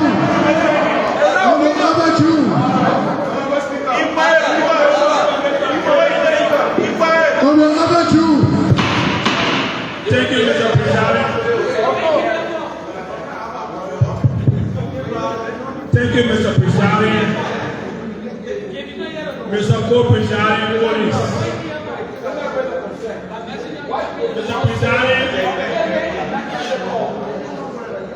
our Kissy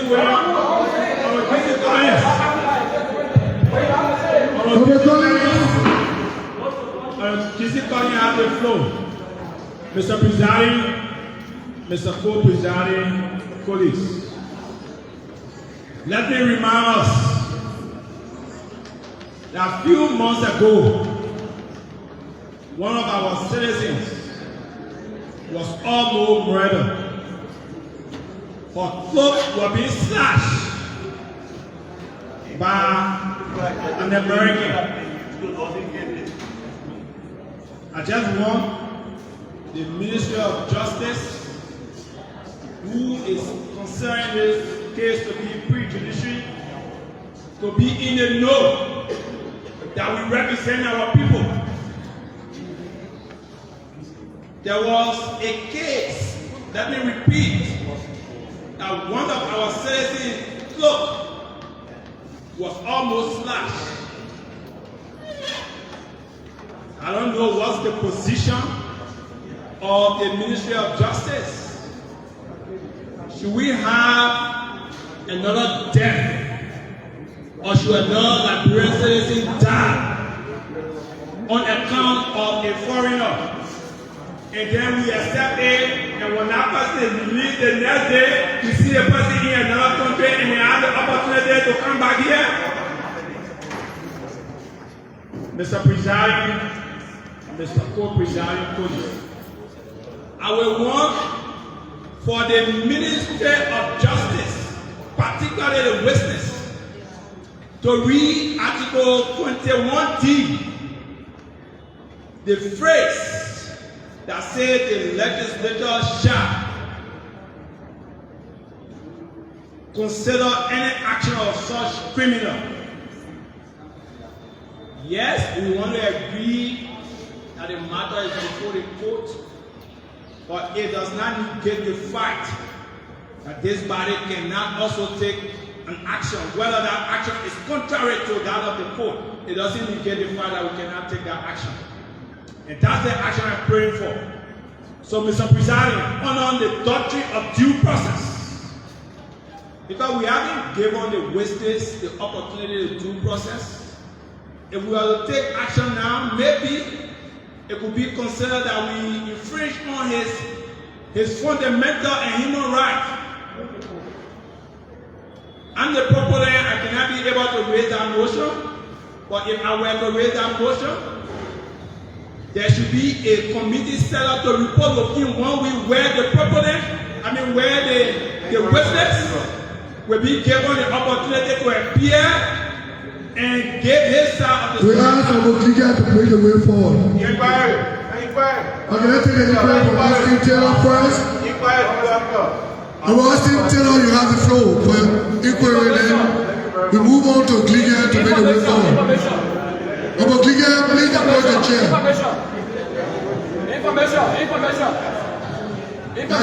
Honorable Speaker, Honorable Deputy Speaker, distinguished colleagues, my mind is drawn to a story of an individual who was hungry and dying from hunger. And the committee members were all around him, crying and saying, oh, the man hungry, oh, okay, y'all go to the market, y'all go see what that food there. But what kind of soup the man want to eat? Just as a family, the man was hungry, he needed food. That was the only solution. Honorable Speaker, this young man is supposed to be in the hospital and be treated by now. Whilst we are discussing this matter, we have him here. If anything goes wrong, it's going to appear very bad to the public, and it's not going to be in the best interest to the image of this legislature. Honorable Speaker, my point of information. What's your order? What's your order? Thank you, Mr. Presiding, Mr. Co-Presiding Police. My order goes to the honorable gentleman from Maryland County, District number 3. He's not following the case, and that's why he's speaking in the manner and form in which he's speaking.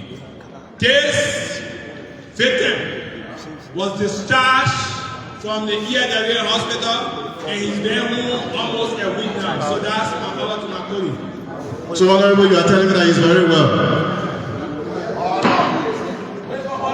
Order denied. Continue.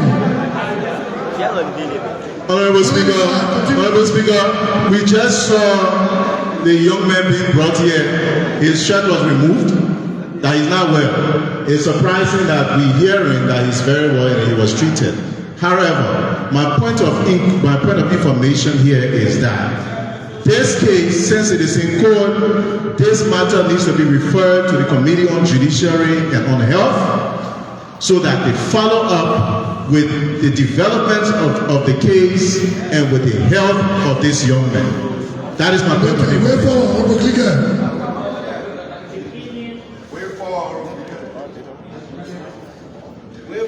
Thank you, Honorable Presiding, Co-Presiding, distinguished colleagues.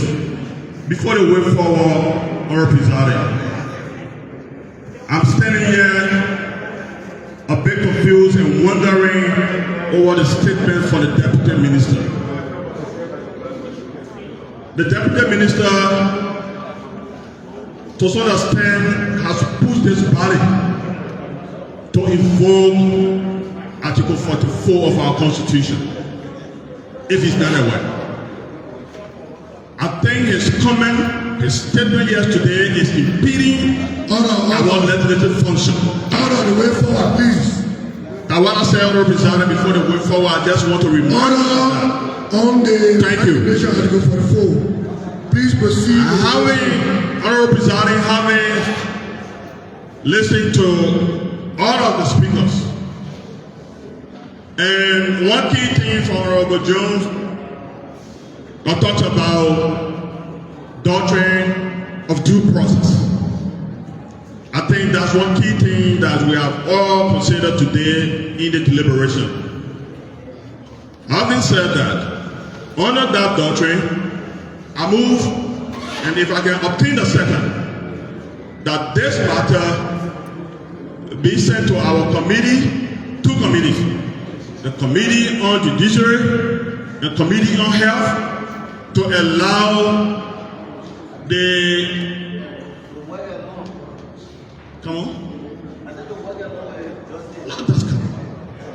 to allow Markov, the perpetrator, to be given due process, the committee to invite him to appear before them, and that the committee should make a report to the plenary within 1 week.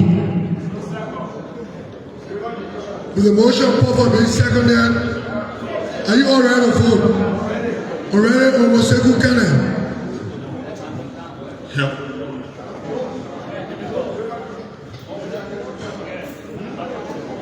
Honorable Speaker, Honorable Deputy Speaker, fellow colleagues, to the movement, I'll be ready to vote where you allow the witnesses to be discharged and remain on the oath while the case is before our committee on health and judicial, if you accept that simple amendment.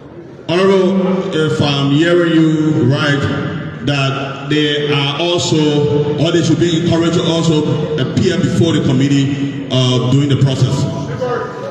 Are you, is that what you said? Because the motion says that they should report to our committee, the victim. Yes, sir. Here, what the victim is appearing, in my opinion, it would be better that the witnesses work along with our committee while the committee listens to the victim. That's what I'm saying. Before I accept or reject, my point is that these people are told that they can't comment on this matter. Why you begin again to our committee? Okay, is that a dialogue, honorable colleagues? No, we understanding. Let me reset my already. Please restate your readiness.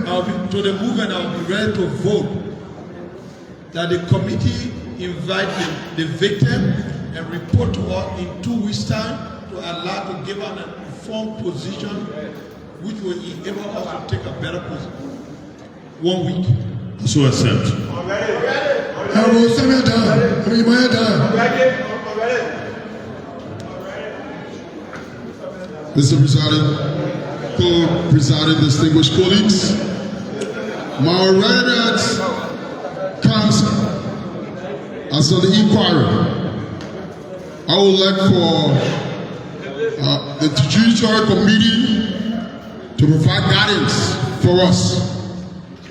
As we refer this matter to the committees, I would also like to know, do we have the authority to remove this case from the court and handle it separately? Inviting these people, do we have that authority? I would like for our committee to make the clarity for us. Please make the clarity. Can we take these people? I think we have a motion. Is that information now? Information. Can we accept? Okay. Honorable Speaker, I think we should allow our colleague to read Article 3 of our Constitution that speaks to separation of power. Honorable Dan, I think that's the best thing you can do. Go and read Article 3 of our Constitution. So what is your result? So reject. Thank you.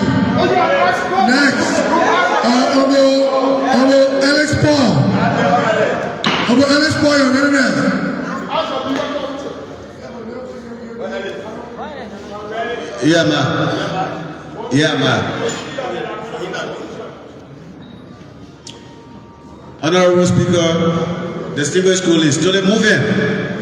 Mr. Movement, I'll be ready to vote where your motion to carry that our two committees, as named in your motion, work closely with the Ministry of Justice to give us update as the case proceeds on a day-to-day basis, since we are curious to know about the case and due to our interest. I'll be ready to vote. I restate my motion. Mr. Movement, I'll be ready to vote were you to state or were your motion to carry that our two committees, as named in your motion, work closely with the Ministry of Justice that is representing the Republic of Liberia to give us update as a body on a day-to-day basis as the case progresses. I'll be ready to vote. The distinguished Honorable from Riverty, I just stated that our committee need to be independent because this minister has refused. I told her that he cannot provide any information, and that's why I said I'm being constrained. No information. When they say, I want to make you understand, Mr. Speaker. When they say subdivisions under the law, it means that you cannot discuss the merit of the details of the case. And that does not mean that you cannot be free. That is legal. No. The political house will do it. The man is misunderstanding the doctrine. The man is misunderstanding the doctrine. Honorable Deputy Speaker, distinguished colleagues, mine is in the form of information. Or no information to a motion. We so love our brother. For what we have done, presiding, there's no information to a motion. No information. Please allow the gentleman to land. No, but a form of education. Honorable Speaker, that's a form of education. Please allow. There should be no information to a motion. Please allow the gentleman to state his readiness. Thank you, Honorable Speaker, you are right. Or what is true that we so dearly love our brother that we are just sitting here looking at mark on him. It is also true that we should also know separation of power. I think the Justice Minister said it clearly. And it is true that we all know case that is in court. You are honor. Your readiness. Thank you, President. Okay, let me stop there. Thank you, President. I'm ready to vote. I'm ready to vote. We are. Thank you, Honorable Speaker. Honorable Deputy Speaker, colleagues to the movement, a colleague who I believe in so much, I will be ready to vote. Were you to consider this simple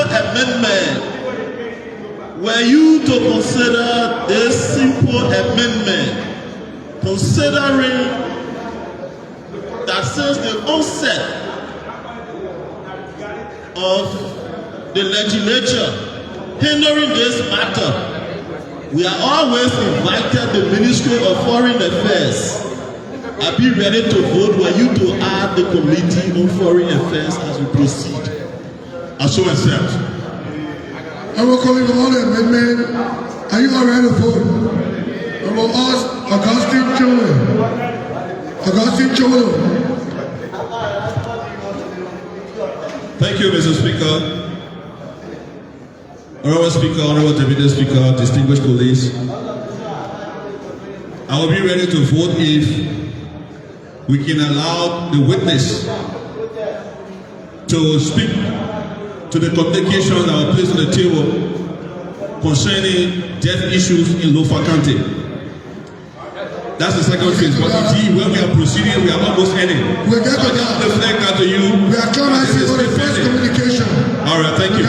Thank you, Mr. Speaker. I'm calling with all the amendments. Are you all ready to vote? All those in favor say yeah. Against, abstain. The vote is carried. Honorable Chief Clerk, please act accordingly. Next, the Lofa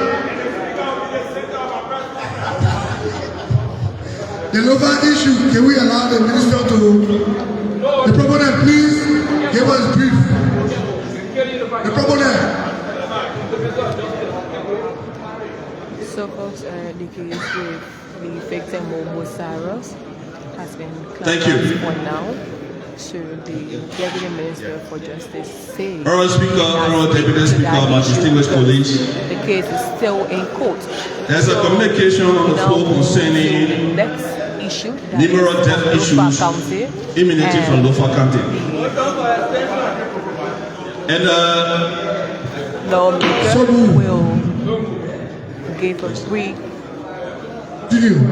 Go ahead. Yes, you're going to ask for extension. So the Speaker of the House of Representatives asked the lawmakers we have observed in Lofa over the past 3 months from Lofa County. There have been deaths related to Rachel Leslie's killing.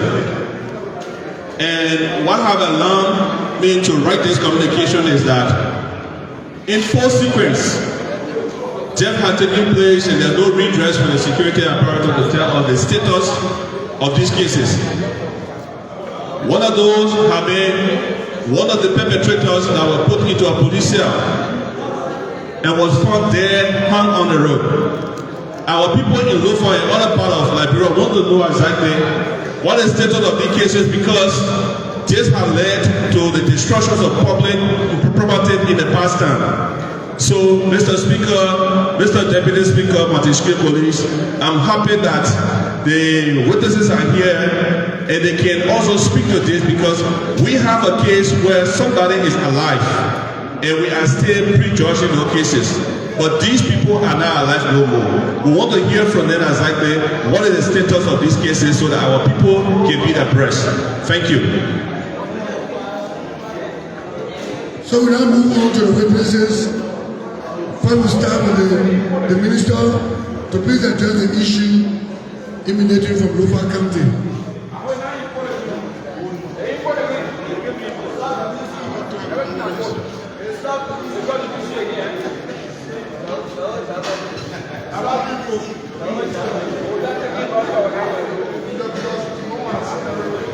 Honorable Speaker, Honorable Deputy Speaker, Honorable members of the 55th Legislature, House of Representatives, regarding the incident of alleged murder in Lofa, to date, as you are aware, the county attorney for Lofa County represents the Ministry of Justice in Lofa. There are 3 reported incidents. 2 in Dogoma and 1 in Vonjama involved in a 7-year-old. In one of the cases or the reported cases, I think Yapawulo Masima, it is reported that the alleged murderer who was in the custody of the state hung himself or reportedly hung himself. Pertaining to the most recent one involving the minor child or the 7-year-old in Vonjama, the alleged murderer was apprehended. He is in custody. Modalities are being worked for an indictment. That's to the extent to which we can speak to this matter.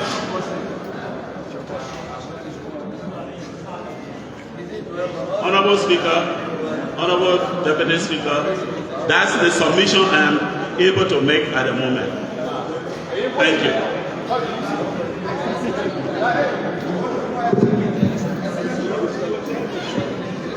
we take immigration, please. We take immigration, then we find a way forward. Immigration, police.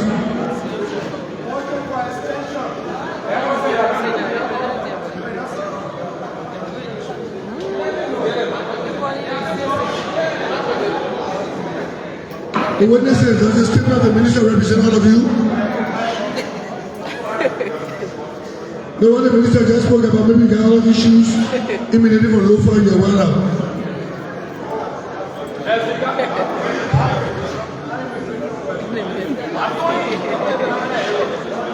I think the police, not immigration, the police.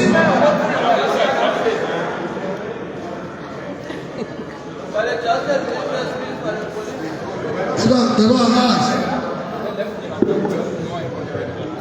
Honorable Speaker, Deputy Speaker,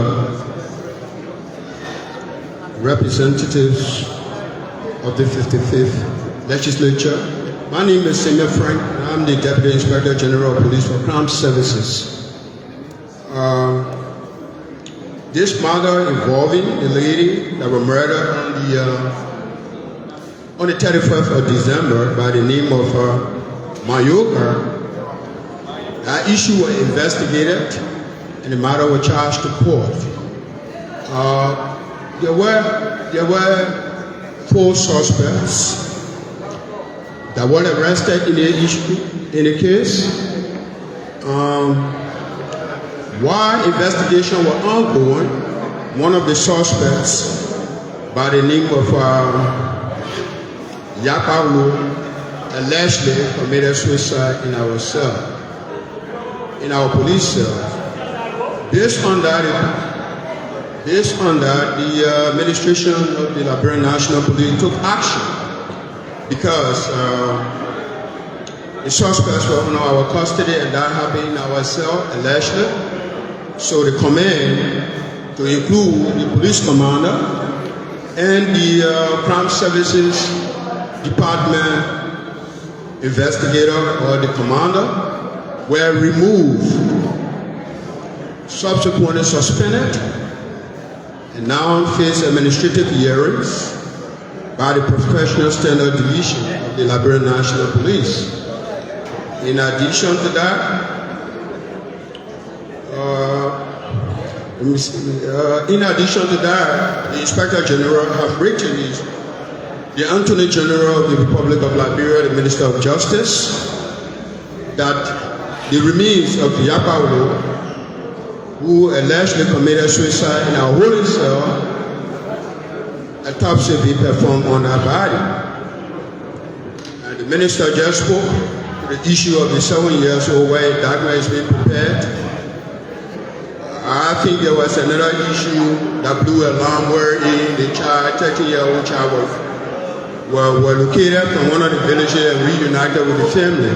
So on this note, that's how far I can speak to the issue. Maybe the honorables here, they have specific to speak about, but so far about the issue that was purportedly said was linked to ritualistic killing, our investigation did not determine any ritualistic purpose. So that's how far we are with the investigation. I want to thank you and I submit. Honorable colleague, way forward. Thank you so much. Please have a seat. Honorable James Collier, please make the way forward. Honorable Speaker and presiding, Honorable Deputy Speaker, Doyen, co-presiding, distinguished colleague, taking into consideration of the testimony from that of the Minister of Justice and that of Liberia National Police that the corpse of the deceased is awaiting autopsy and the Minister of Justice is concluding all legal documentations in ensuring that there is an indictment served regarding this death. I will move that this matter be transferred to the Committee on Judiciary to work along with the Liberia National Police, the Ministry of Justice, in dispensing justice to ensure that the perpetrator, the alleged perpetrator, is brought to book. And at the same time, the Liberia National Police and Ministry of Justice be made to give a weekly briefing on this matter to the Committee on Judiciary if I can obtain a second. I'm going to call you the motion for the second. Are you all ready to vote? All ready, Mr. Akpoto.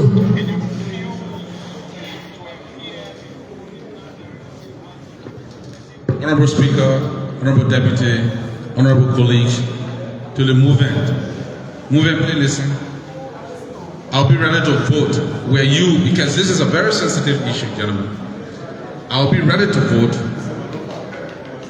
No, regardless of it being low, this is about the country. Please don't distract me. I'll be ready to vote, Mr. Movement, if or you to include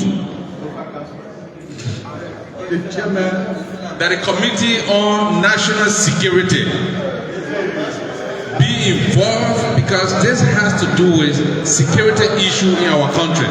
I'll be ready to vote where you to include the National Security Committee. Thank you. Honorable Speaker, Deputy colleagues, I will say on readiness, I humbly accept. Honorable Margot Thomas.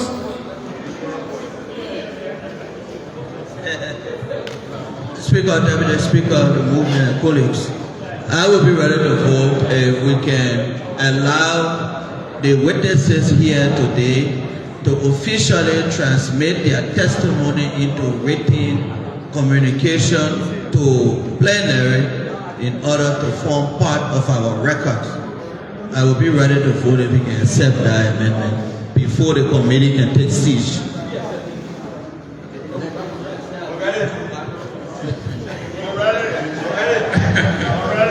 Honorable Speaker, Deputy Distinguished Colleagues, taking into consideration that the witnesses are here and the stenographer are very active working, the testimony is already inscribed within the journal for the day. So to my veteran lawmaker and senior legal colleague, please permit me to respectfully reject.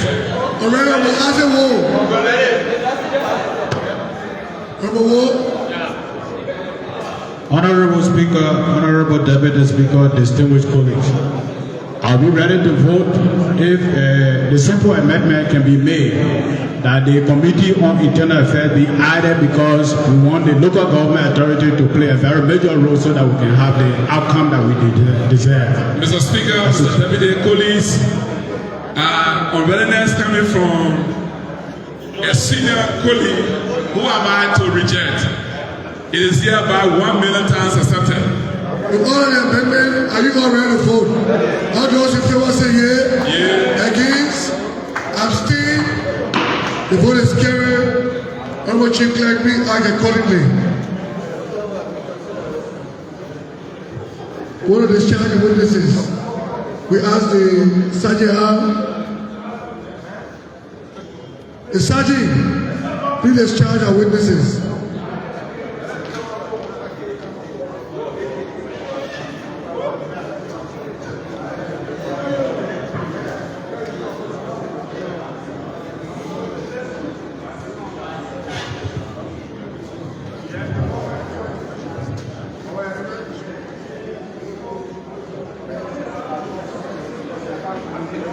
Our colleagues may be reminded that after the appearance of the land, mines and energy, will be going into the election of the ECOWAS committee.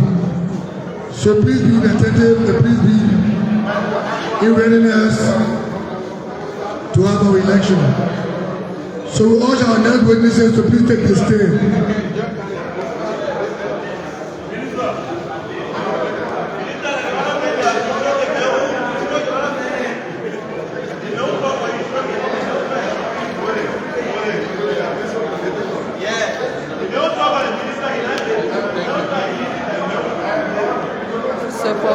Wherever you are, however you join us, us would like to say welcome to ELBC LNTV Liberia Live. My name is Yasa Suba, and I'm bringing forth this live broadcast from the Executive Pavilion. So today is the 11th day sitting of the first quarter of the second section of the Honorable House of Representatives of the 55th Legislature, Republic of Liberia. So the issue involving the alleged Chinese personnel have been discussed, and the issue from Lofa County has been discussed as well. So that communication was brought by Honorable Alpha K. Jones. However, they are agreeing to Parliamentary to invite the victim to appear next week most respectfully to present sincere show a highlight on his case, and the Deputy Minister for Justice, according to him, he cannot speak on that issue because the issue is still in court. So they were taken on oath, and we now go to the next communications, but let us now join the chief. These mining operations have led to significant environmental degradation, affecting local ecosystems and the livelihood of residents who rely on these natural resources. The evidence is glaring at a large portion running through the G River situated in Fallowcan, Barobo, in Maryland County. The river is completely polluted by illegal mining activities, thereby it can no longer be used for the benefits of the residents in the district. Chemicals such as mercury and others have been used to process gold, which is very detrimental to the survival of the biodiversity within that environment. It is imperative that the appropriate regulatory bodies of government take immediate action to address these issues, ensuring that all mining activities are conducted legally and ethically. Moreover, there is an urgent need for the implementation of sustainable practices that prioritize both environmental preservation and the well-being of the community. Without a binding agreement that holds mining companies accountable, the negative impact of their operations will continue to escalate, further endangering the delicate balance of our local environment and the social fabric of District 3 Maryland County and other counties within the Republic of Liberia at large.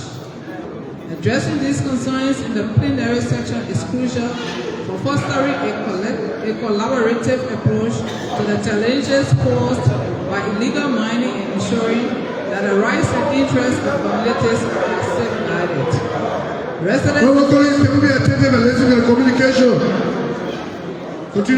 Residents and stakeholders have observed the troubling absence of a formal memorandum of understanding that would typically outline the responsibilities and expectations between mining companies and the communities.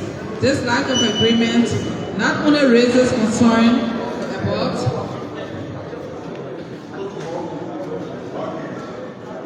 legality of some actors, but also reflects the broader neglect of corporate social responsibilities by the mining companies involved. Subsequently, I respectfully crave the indulgence of plenary to extend invitations to the Minister of Mines and Energy and the Executive Director of the Environmental Protection Agency to address critical issues pertaining to illegal and unregulated mining operations in District 3 of Maryland County and most parts of the Republic of Liberia. It is essential that these officials provide a perspective on the escalating concerns associated with the adverse impact of mining activities, particularly those linked to Class B mining companies operating within the district. Additionally, it is pivotal to examine the operations of small-scale alluvial miners utilizing lightweight dredging equipment, which have been identified as significant contributors to the pollution of local waterways, thus posing severe environmental risks. The The invitation of these key government representatives is vital for ensuring accountability and for discussing potential remedial actions. Their specialized knowledge and insight will be instrumental in devising effective strategies to combat these illicit mining practices and to protect the region's natural resources. By facilitating this dialogue, we can collectively strive towards a more sustainable mining framework that prioritizes environmental integrity and the welfare of the local community. It is of utmost urgency that we address these pressing issues comprehensively to avoid future ecological damage and promote responsible resource management in District 3 Maryland County. Finally, I request the Minister of Lands, Mines and Energy and Environmental Protection Agency come prepared to address the mining licenses and practices of the below companies in the Class C alluvial mines. 1. Seal Mining Incorporated. 2. Tito Minerals Liberia Limited. 3. Little Mining Company Limited. 4. Hummingbird Resource Incorporated. 5. Jupiter Mining Company. 6. Jane Long Mining Resources Liberia Technology Incorporated. 7. Boston Group Limited. 8. D Mining Company. And 9. Duke Mining Company. Thank you for considering this important communication. Sincerely, Honorable Austin B. Taylor Sr., Representative Electoral District 3, Maryland County.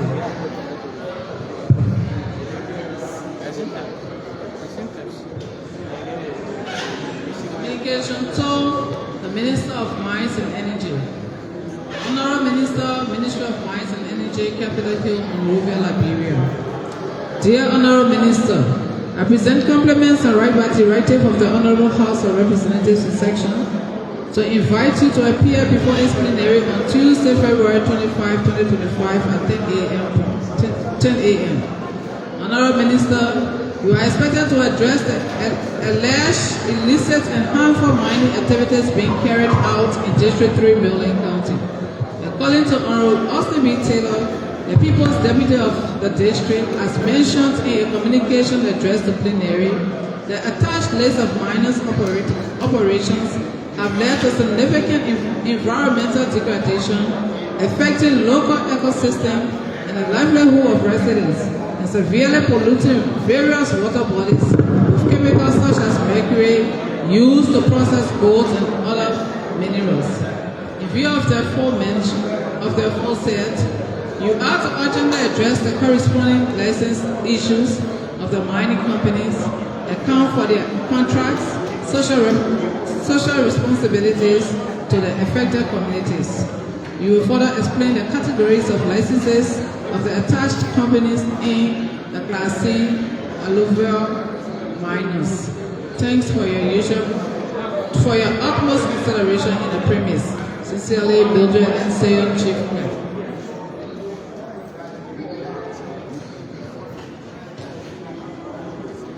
Communication to the Executive Director, Environmental Protection Agency. Dear Executive Director, I present compliments and write by directive of the Honorable House of Representatives in section to invite you to appear before this plenary on Tuesday, February 25, 2025 at 10 a.m. Honorable Executive Director, you are expected to address the alleged illicit and harmful mining activities as being carried out in District 3, Maryland County. According to Honorable Austin B. Taylor, the People's Deputy of the District, as mentioned in a communication addressed to plenary, the attached list of miners' operations have led to significant environmental degradation, affecting local ecosystem and the livelihood of residents, and severely polluting various water bodies with chemicals such as mercury used to process gold and other minerals. In view of the aforesaid, you are to urgently address the corresponding license issues of the mining companies, account for their contracts, social responsibility to the affected communities. You will further explain the categories of licenses of the attached companies in the Class C alluvial manners. Thanks for your utmost consideration in the premise. Sincerely, Mildred Ension, Chief Clerk. Mr. Speaker, Mr. Deputy Speaker, honorable ladies and gentlemen, those were the readings of the communication from Honorable Austin B. Taylor of District 3, Maryland County, and the invite that brought our guests here today. Thank you. Thank you, Chief Clerk. Well, Sergeant, can you please place our invite on the oath? Then we ask the proponent to give us a brief on the communication. Right after we've placed the invite on the oath. Shall we all rise, please? Please raise your right hand, call your name, position, and repeat after me. I do solemnly swear that the testimony I am about to give, as it relates to this hearing, will be the truth and nothing but the truth. So help me God.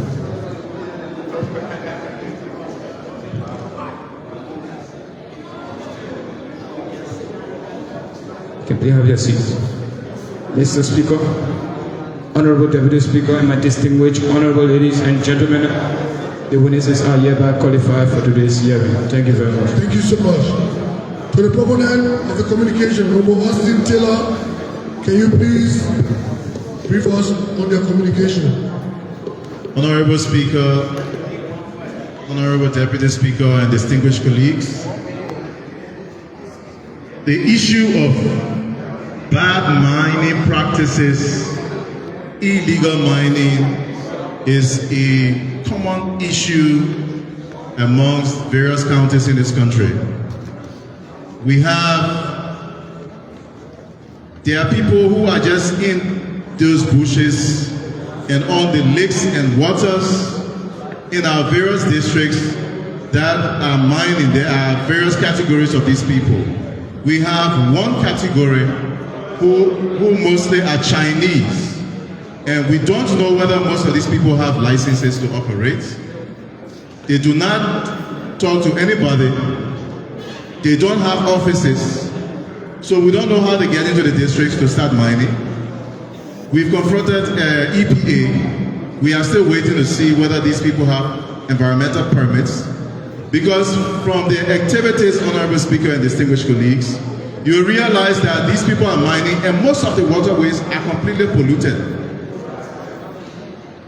Our local people do not have the opportunity to fishing anymore. They don't have the opportunity of fishing, the waters are polluted, and they are also using chemicals. There is the other set of people mining. Most of them are Ghanaians. They have dredges made from plastic drums and motor. They place them all on the creeks, and they have these suction machines that they're using to pull out the gravels, and these things are polluting the water continuously. And because of that, the activities in the districts, the livelihood of people are getting sick from these practices. In fact, children don't go to school. There's a whole lot of young people out there in this water, over the water. They're mining. The children of school-going ages don't go to school. There are these Chinese people, on the other hand, they have a whole lot of equipment, excavators, whatnot, mining. So, Honorable Minister, the reason why we called you here is to understand what are the mining practices that the ministry has put in place to have these people, if it is you, if it is the ministry that have sent them out there to mine, what are these guidelines that they follow in order for them to carry out their mining activities? What are the procedures that they follow to obtain their licenses? Do these people have the licenses to mine? Do they also have the environmental permits which I understand is a requirement before they can obtain their mining licenses? Do they have these environmental permits? How do you check on these people to ensure that they are following the rightful mining practices and procedures in extracting these minerals? As they are extracting, how do you monitor them? How much minerals are they extracting? How are they paying their taxes and all that? Honorable Speaker, honorable distinguished colleagues, I leave it to the Minister to make this clarity right now. As we listen to you, thank you very much for affording me the opportunity. I submit. Thank you. We call the Honourable Minister to please take the stand.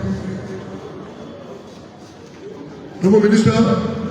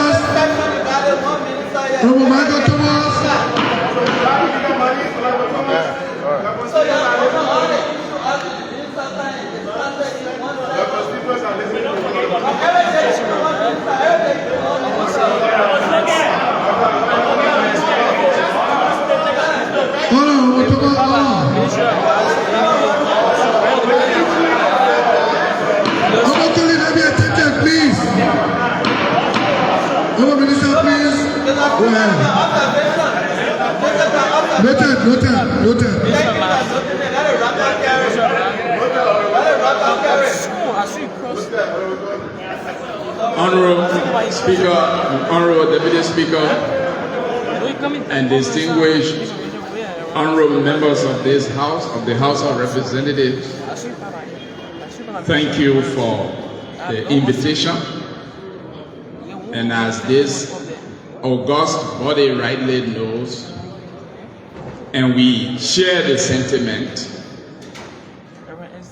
the issue of illicit mining activities across the country is something that the ministry has sensed our ascendancy ceased off, to the extent that, with particular reference to the southeastern region of our country, even the rains could not prevent the ministry last year from launching a joint compliance enforcement assessment that took a high-level team of the ministry, headed by the team ministry, comprising the Liberia National Police, the Liberia Immigration Service to the southeast, the outcome of which is a comprehensive assessment report that informed measures, urgent measures that we have taken. One of the most, and I'm happy that the Honorable Representative Taylor was specific to highlight, to pinpoint a number of companies. From the perspective of the Ministry of Mines and Energy, we reviewed the activities of these companies together with dozens of others, and many of them were served default notices. Some of them, their licenses were cancelled. And it is important for me to note here, distinguished members of this honorable body, that the Ministry of Mines and Energy was established to regulate mining activities and not illegal activities. It's important for us to stress that. And this is where we have been pushing for interagency coordination, where an activity or operator is considered to be operating illegally, that person or organization should not operate.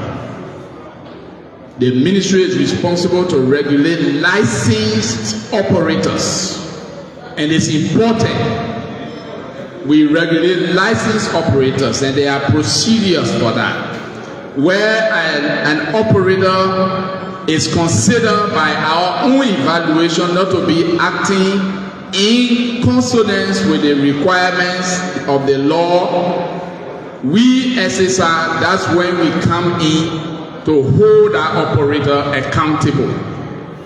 And so we have been able, many of the companies listed here, as far back as September last year, we have found many of them to be in violation. Some of them, as I said, their licenses are cancelled, some of them.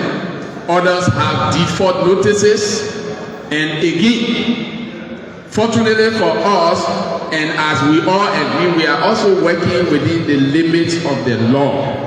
The same law that invests authority in the ministry to regulate the sector also provides opportunity for ourselves as a ministry to act in compliance. In fact, there is a Supreme Court opinion on due process which mandates us to make sure that when a licensee is considered by us to be in violation, either we issue notice of default or cancel or whatever measure we take, that operator is also has the right to challenge us, and there is a legal time period for that. So as we serve them notices, even canceling licenses, we also are mindful of the fact that we are working within the limits of the law.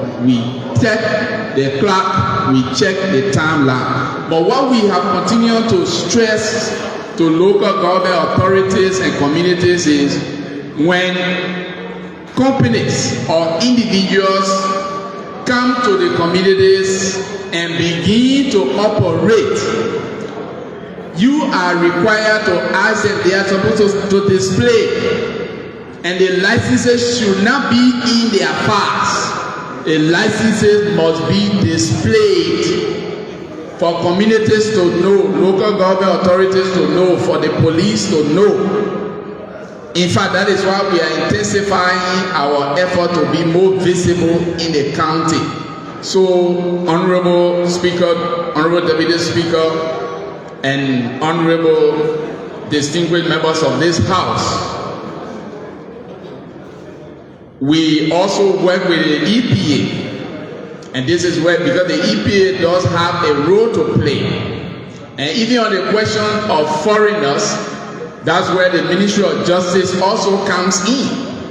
And so it's a joint effort, and we need, on the issue of the dredges that are used along the waterways, we have even decided to work with the Ministry of National Defense, because they have the capacity.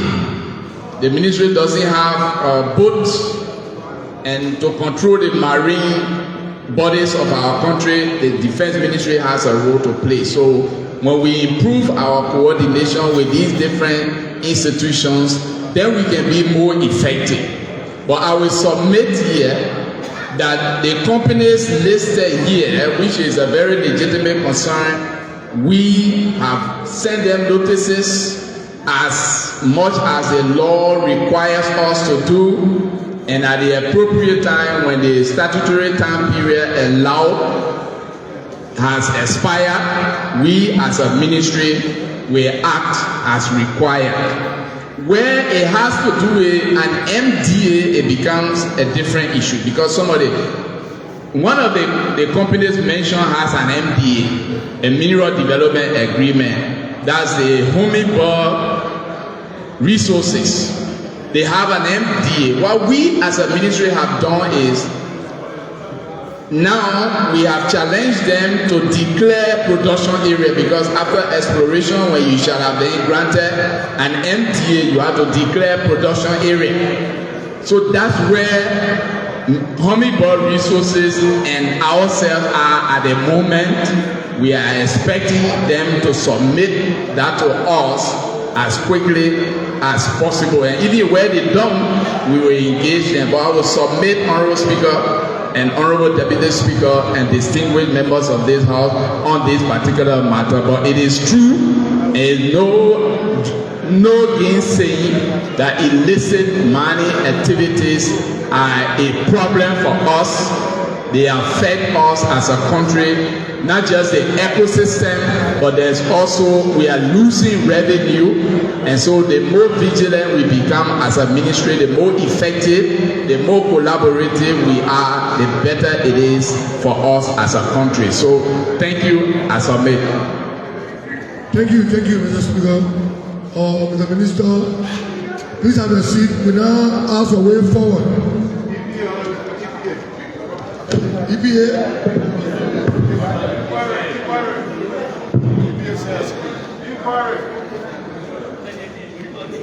About Azewo. Then I will ask about small Moruba to make the way forward.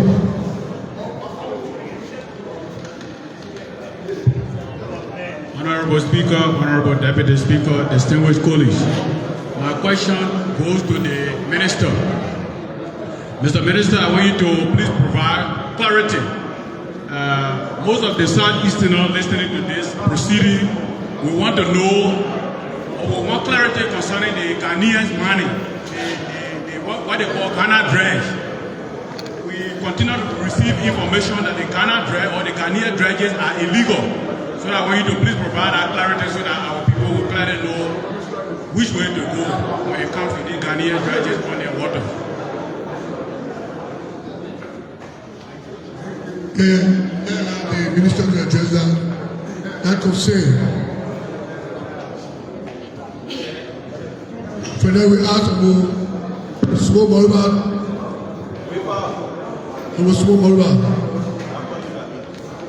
Ghanaian dredges. And firstly, Oro, thank you for that point. And this is where we continue to stress. When it comes to foreigners, even though we jointly work with the Liberia Immigration Service, one appeal we have always made and will use this opportunity to make to this body also is for us to stop assigning revenue targets to the Liberia Immigration Service. And I will say why. As a country, we should stop assigning revenue targets to the Ministry of Labor and to the Liberia Immigration Service. Why are we saying this as a ministry? When we give revenue targets to immigration, they have to meet the target during the course of the fiscal year. And that means they have to issue more resident permits, because that's a key performance indicator. The dredges you are talking about, many of the foreigners that come and they are working in the communities, they have local collaborators. They work with the local people. Sometimes when we go in a community, by the time we bring them under control, we post up to it, we turn our back, the local people. Why? Because they are also using the locals, they sharing small cash here and there with the local people. Sometimes the locals even resist constitutional authority. Why? Because you are perceived by them as stopping them from having a livelihood. And this is where, as I said earlier, we need that collaboration. No foreigner will come from any part of the world that does not know anything about any of our community and just move to that place and start to operate. This is a challenge, but we are determined to tackle that collaboratively with all the relevant institutions. I hope I have provided that much clarity. Thank you, thank you. Way forward. Honorable Smo, Moruba. If you use to you fine, he's been recognized. All right. Honorable Speaker, Deputy Speaker, distinguished colleagues. After the brilliant discussion, I move that if I can obtain a second, that the committee on my seize of this matter and report in 2 weeks. If I can obtain a second. With the motion put forward, are you all ready to vote? All those in favor say yea.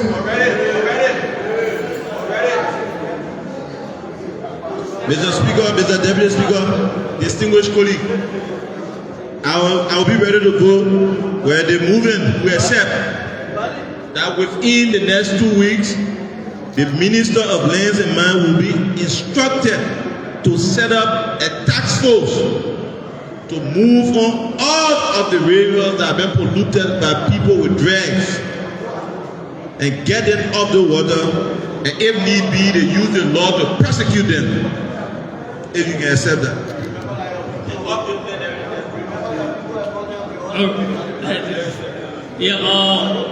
Because of my brother from Bon County, who is very close to me, I do accept. With the amendment made, are you all ready to vote? Already, Honorable Nathaniel Bowie. Thank you, Honorable Speaker. Honorable Speaker, co-presiding, fellow colleagues, I will be ready to vote if the movement can accept this simple amendment by adding the Committee on Internal Affairs, because Internal Affairs guide the land.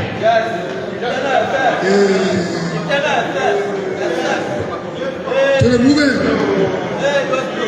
Yeah, because this is the rural area, I have to do our people, and I happen to do with Ministry of Internal Affairs. And being one of the elders here, I would like to reject what I do consent. With all of the amendment made, are you all ready to vote? All those in favor say yea. Against? Abstain? The vote is carried. Honorable Chief Clerk, we act accordingly. Can we please discharge the witnesses? The Sergeant Arm. Witnesses, you are discharged.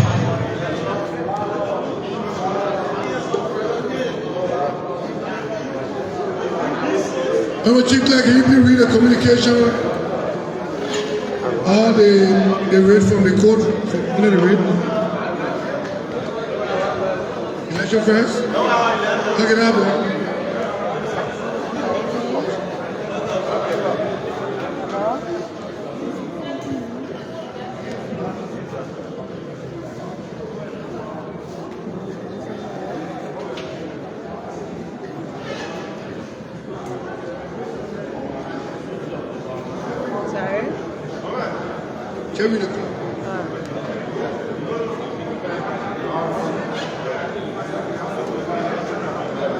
Office of the Clerk, Supreme Court of Liberia, Temple of Justice, Monrovia, Liberia, February 24, 2025. Mr. Emmanuel Kopi, Comptroller, 55th Legislature of the House of Representatives, Capitol Building, Capitol Hill, Monrovia, Liberia. Dear Mr. Kopi, in reference, Representatives Abu Kamara, Melvin Cole, Frank Safogo, Edward Papi Flomo, Eugene Colley, Alice Noah, and Sina Norma of the 55th Legislature of the City of Monrovia, Liberia, petitioners. Petition versus Ministry of Finance and Development Planning, represented by Honorable Augustine Kwehe Gafwan, and Comptroller Mr. Emmanuel Kopi of the 55th Legislature, and all those under their control, also of the State of Monrovia, Montserrat County, Republic of Liberia, respondent. Petition for the writ of mandamus by Directive of Her Honor Sienna D. Clinton Johnson, Associate Justice presiding in Chambers. You are hereby cited to a conference with Her Honor on Thursday, February 27, 2025 at the hour of 10 a.m. in connection with the above captioned case. Kind regards, very truly yours, Councillor Sam Momolu, Clerk, Supreme Court, Republic of Liberia. Mr. Speaker, Mr. Deputy Speaker, honorable ladies and gentlemen, that was a reading of an invite from the Supreme Court of Liberia. Thank you so much. Honorable colleague, with the information and communication from the court, we ask Honorable James Colette to make the way forward. Mr. Speaker, Mr. Deputy Speaker, distinguished colleagues, having listened to the communication from the court, from the justice in chamber, by our suspended colleagues praying for the writ of mandamus, and subsequently the justice in chamber, Her Honor Clinton Johnson, calling for conference and taking into consideration that one of the parties in said suit acted on the mandate of plenary in person of Emmanuel Zobi, the controller, and the legal terminology or the legal doctrine that says superior respondent, that he cannot be held liable for actions of his bosses, that is the Plenary House of Representatives. I would want to move, if I can obtain a second, that said communication be received by this plenary and sent to the Committee on Judiciary for onward advancement to this august body. If I can obtain a second. With the motion, Puffer and being seconded, are you all ready to vote? Already, Honorable Margaret Thomas.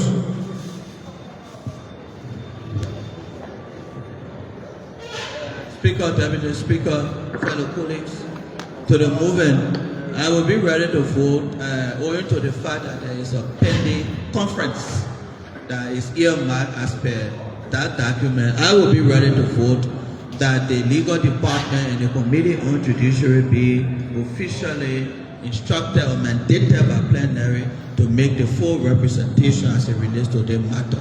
And the conference should be noted and honored in the doctrine of the separate and equal branches of government, if I can be accepted. Mr. Speaker, our deputy, fully taking into consideration of the doctrine of the separation of power, the coordinating, I have to say to my senior counsel, I do accept.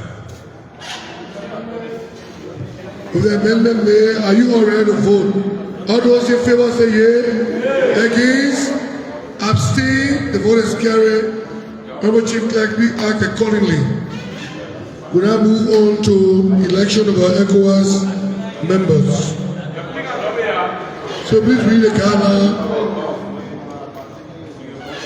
Honorable Chief Clerk, please read the guideline surrounding this election.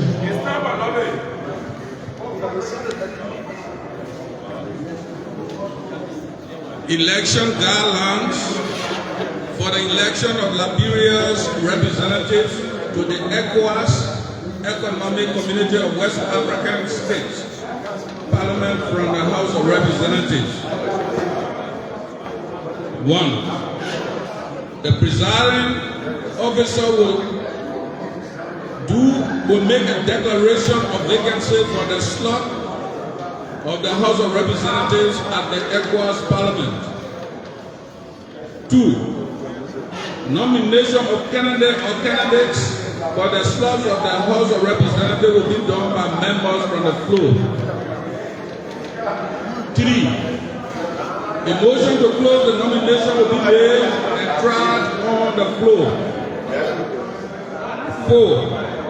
Candidate or candidates nominated will be allotted 5 minutes to explain to his or her colleagues what they believe they are best suited to represent Liberia at the ECOWAS Parliament. 5. Each candidate will be required to send one representative to observe the election. 6. Election will be done through secret ballot and by roll call vote. 7. Ballots will be counted immediately after the voting. 8. Winners from the elections will be administered an oath of office by the presiding officer. Honorable Speaker, Honorable Deputy Speaker, distinguished honorable ladies and gentlemen, that is the guidelines for the election that should be conducted now. Thank you, sir.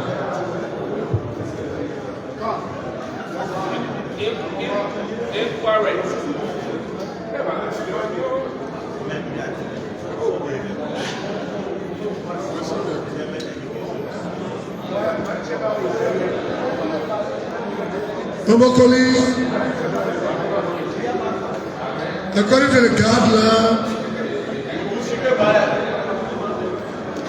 we now declare the seats of our ECOWAS representative vacant due to the fact that the former speaker appointed member that did not meet the geographical and political ideology of ECOWAS protocol. It is hereby so ordered.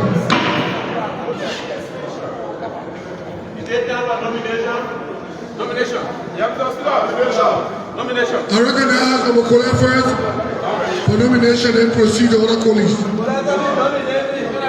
Our colleague, the floor is yours.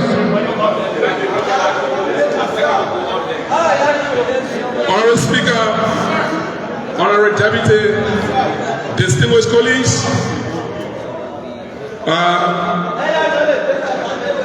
it is important. Honorable colleagues, it's a very important issue. So we know you have to love it, but please do it professionally. It is important that we state on the record in these elections that one of the reasons in which led to our actions of making you speaker, that led to our actions that led to which subsequently resulted to election as speaker, they were on the basis of this equal representation. Having said that, I'm happy to say to you and your able deputy, thank you for affording us the opportunity that our representation at ECOWAS can be done democratically, that will reflect the word and opinions of us whom they represent from the Liberia House of Representatives. Taking the consideration of the ECOWAS Protocol Chapter 3, which talk about election, immunity, and parliamentary allowances.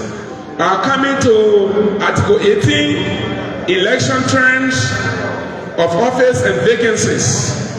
Permit me before my nomination as a speaker of the deputy distinguished colleagues to read for you under the ECOWAS guideline, Article 18.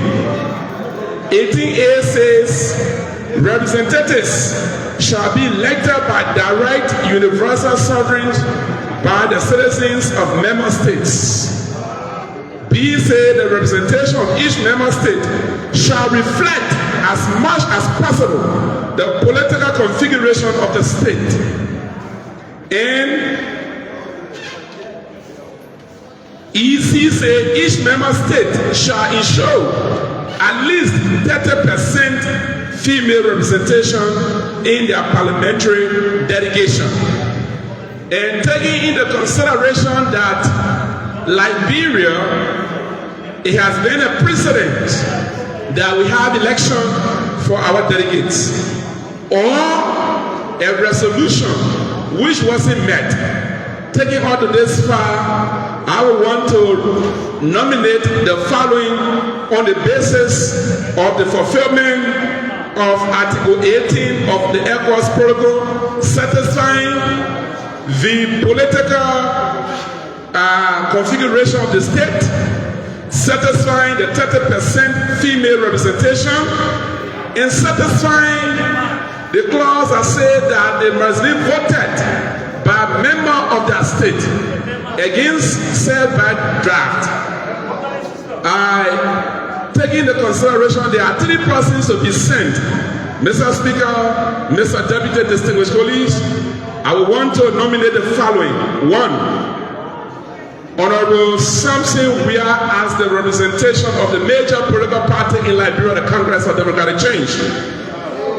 Honorable Augustine Chebolo as the representative of the ruling party, the Unity Party in 8 collaborators.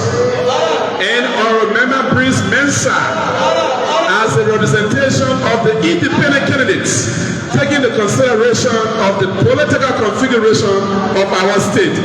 So, thank you. Point of order, Thomas.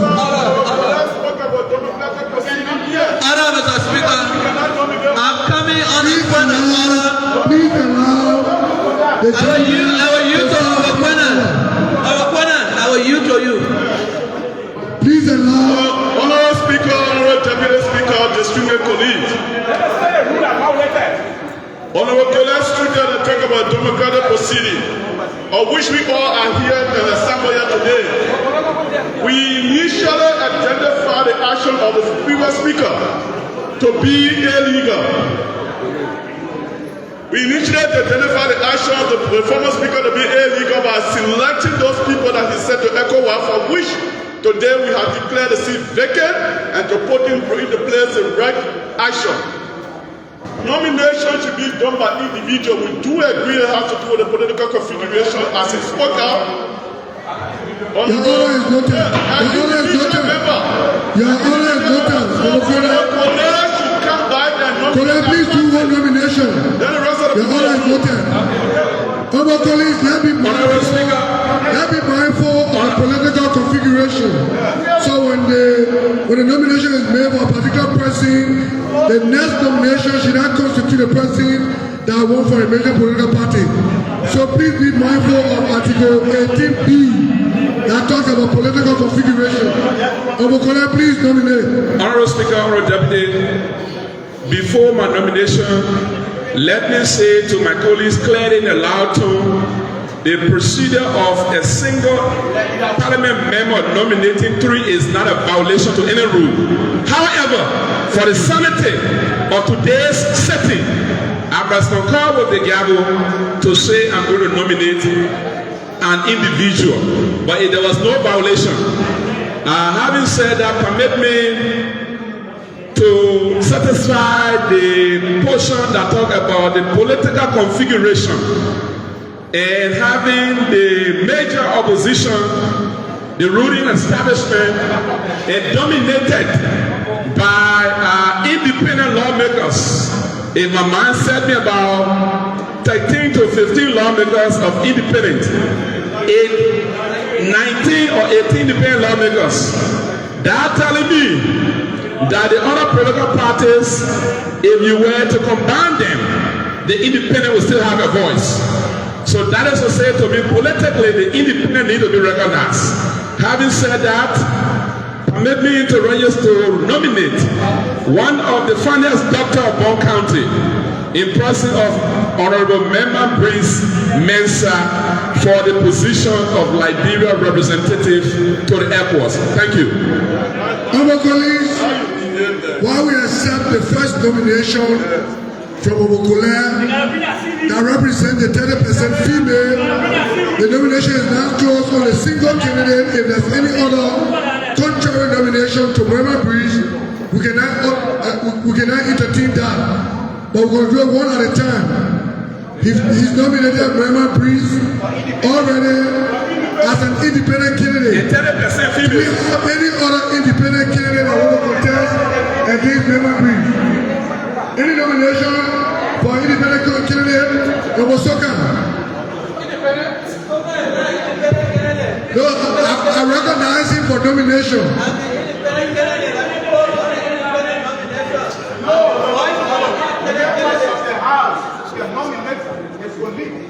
Omosoka, please proceed. Honorable Speaker, Honorable Deputy Speaker, distinguished colleagues, without reciting all the relevant provisions of the Parliament of ECOWAS, as previously stated, and without repeating all that is already said by my distinguished colleague from Bon County, I rise to nominate a distinguished gentleman who is fully a member and an integral member of one of the leading and one of the most powerful and popular opposition political party, a distinguished gentleman who hails from the southeast, my distinguished brother, for the position. What's the point of order? Honorable Speaker, Honorable Deputy Speaker. Please extend the mic to overflow. Honorable Speaker, Honorable Deputy Speaker, distinguished colleagues. My point of order is that you were very clear. We were to close on the independent candidate before going to the political party. Yes. So based on that directive, let the men stick to that. Thank you. Order noted. Obabago Thomas, any nomination on independent candidate? Information of a formula.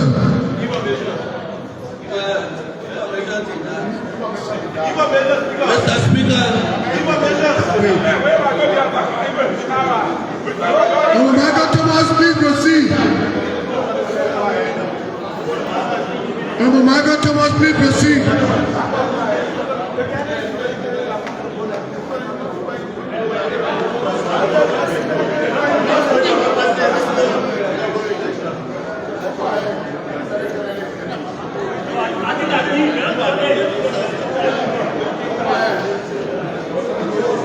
Mr. Speaker, Deputy Speaker, fellow colleagues,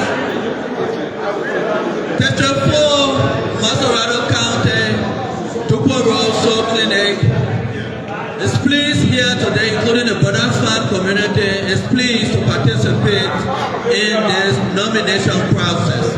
As an independent candidate and a ranking member of the leadership of independent candidate 19 independent candidates within the 55th National Legislature of Liberia, the name being mentioned of Mama Briggs, who is an independent candidate and a ranking member of our leadership, I want to officially close by virtue of being on the leadership to close on our nomination, accepting Mama Briggs as the representation of the independent candidate of the 55th National Legislature, constituting 30% as per the ECOWAS protocol. Thank you. So nomination is closed on independent candidate. We now call on any female to cast the word ballot. Information.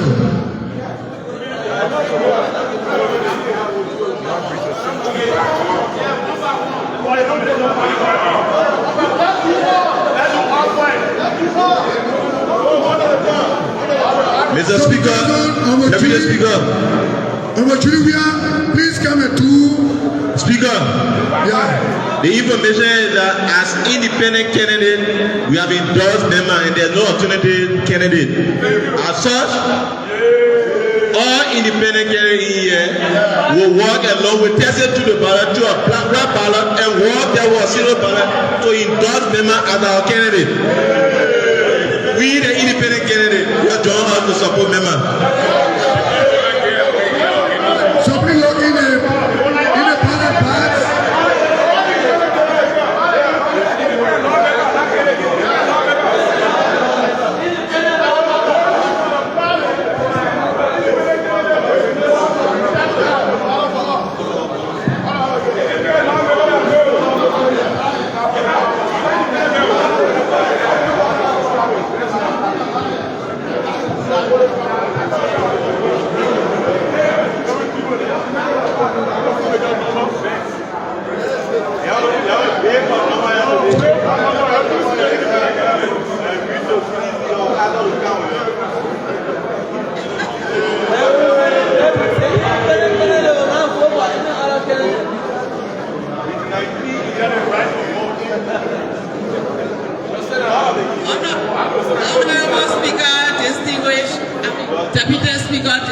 distinguished colleagues, I am honored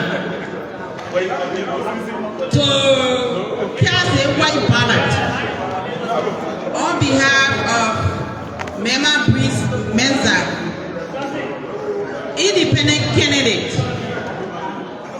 in the 55th legislature as the women representative, the 30% representative at the ECOWAS Parliament on behalf of the 55th legislature. And I'm casting a white ballot on behalf of Mema Breeze as representative at the ECOWAS Parliament.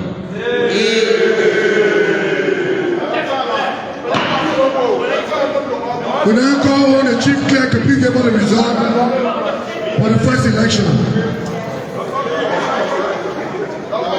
Chief clerk.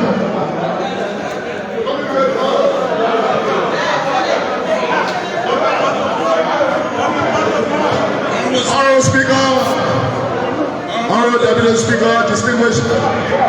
All right, let us finish this up. Honorable Speaker, Honorable Deputy Speaker, distinguished honorable ladies and gentlemen, there is a wet ballot in my hand representing the representative Honorable Mema Breeze Mensa, who have been elected or opposed and elected in abstention. Thank you, sir. Single ballot, wet. So the Mema Breeze Mensa is hereby elected as one of the ECOWAS members from the 55th legislature, representing the 30% in an independent political party. Next, we ask. I recognize it from Benji.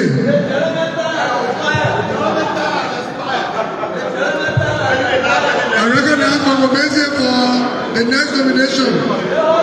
Thank you, Mr. Speaker. Thank you, the Deputy Speaker and my distinguished colleague.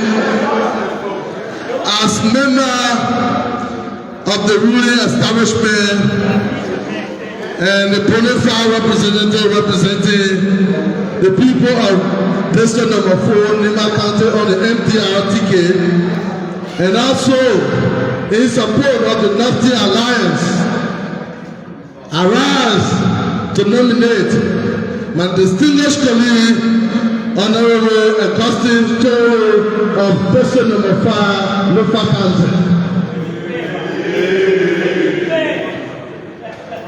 Any other nomination? Any other nomination against the candidate of Augustine Chole? Of Augustine Chole, any other nomination? We ask for DC colleague. Honorable Speaker, the Deputy Speaker, my colleagues of the 55th legislature,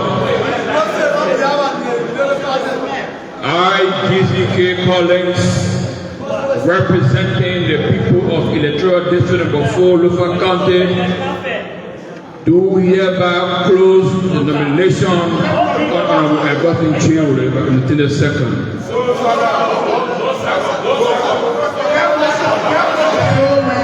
now close on a single nomination of Augustine Chiro from Lufa County.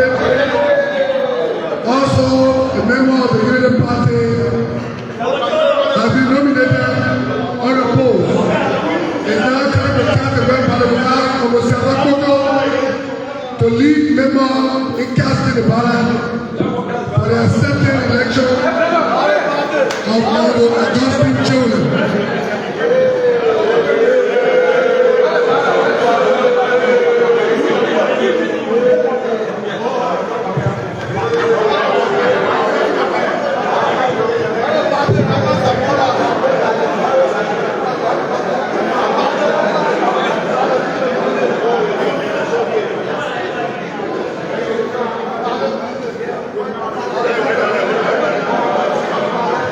In fulfillment of casting this ballot to indicate that we have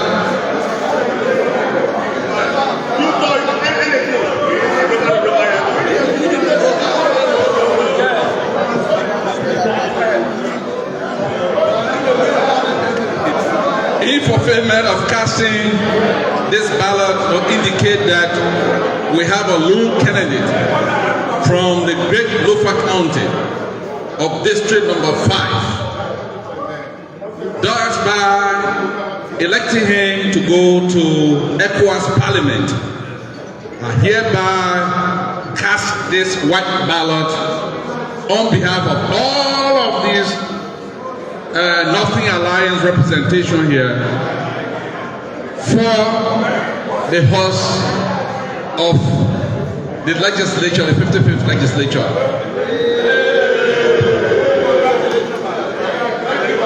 We now call on the chief clerk to please give us the result. Call the deputy chief clerk.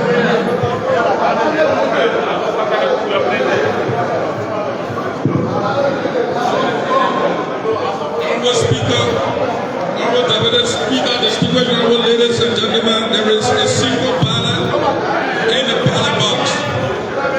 And the ballot carries the name of Honorable Augustine B. Chibolo. A single ballot. Thank you, sir. White ballot. According to the result, representing the ruling establishment to the ECOWAS membership, we recognize an elected member of Augustine Chibolo representing the ruling establishment. So you are now the winner.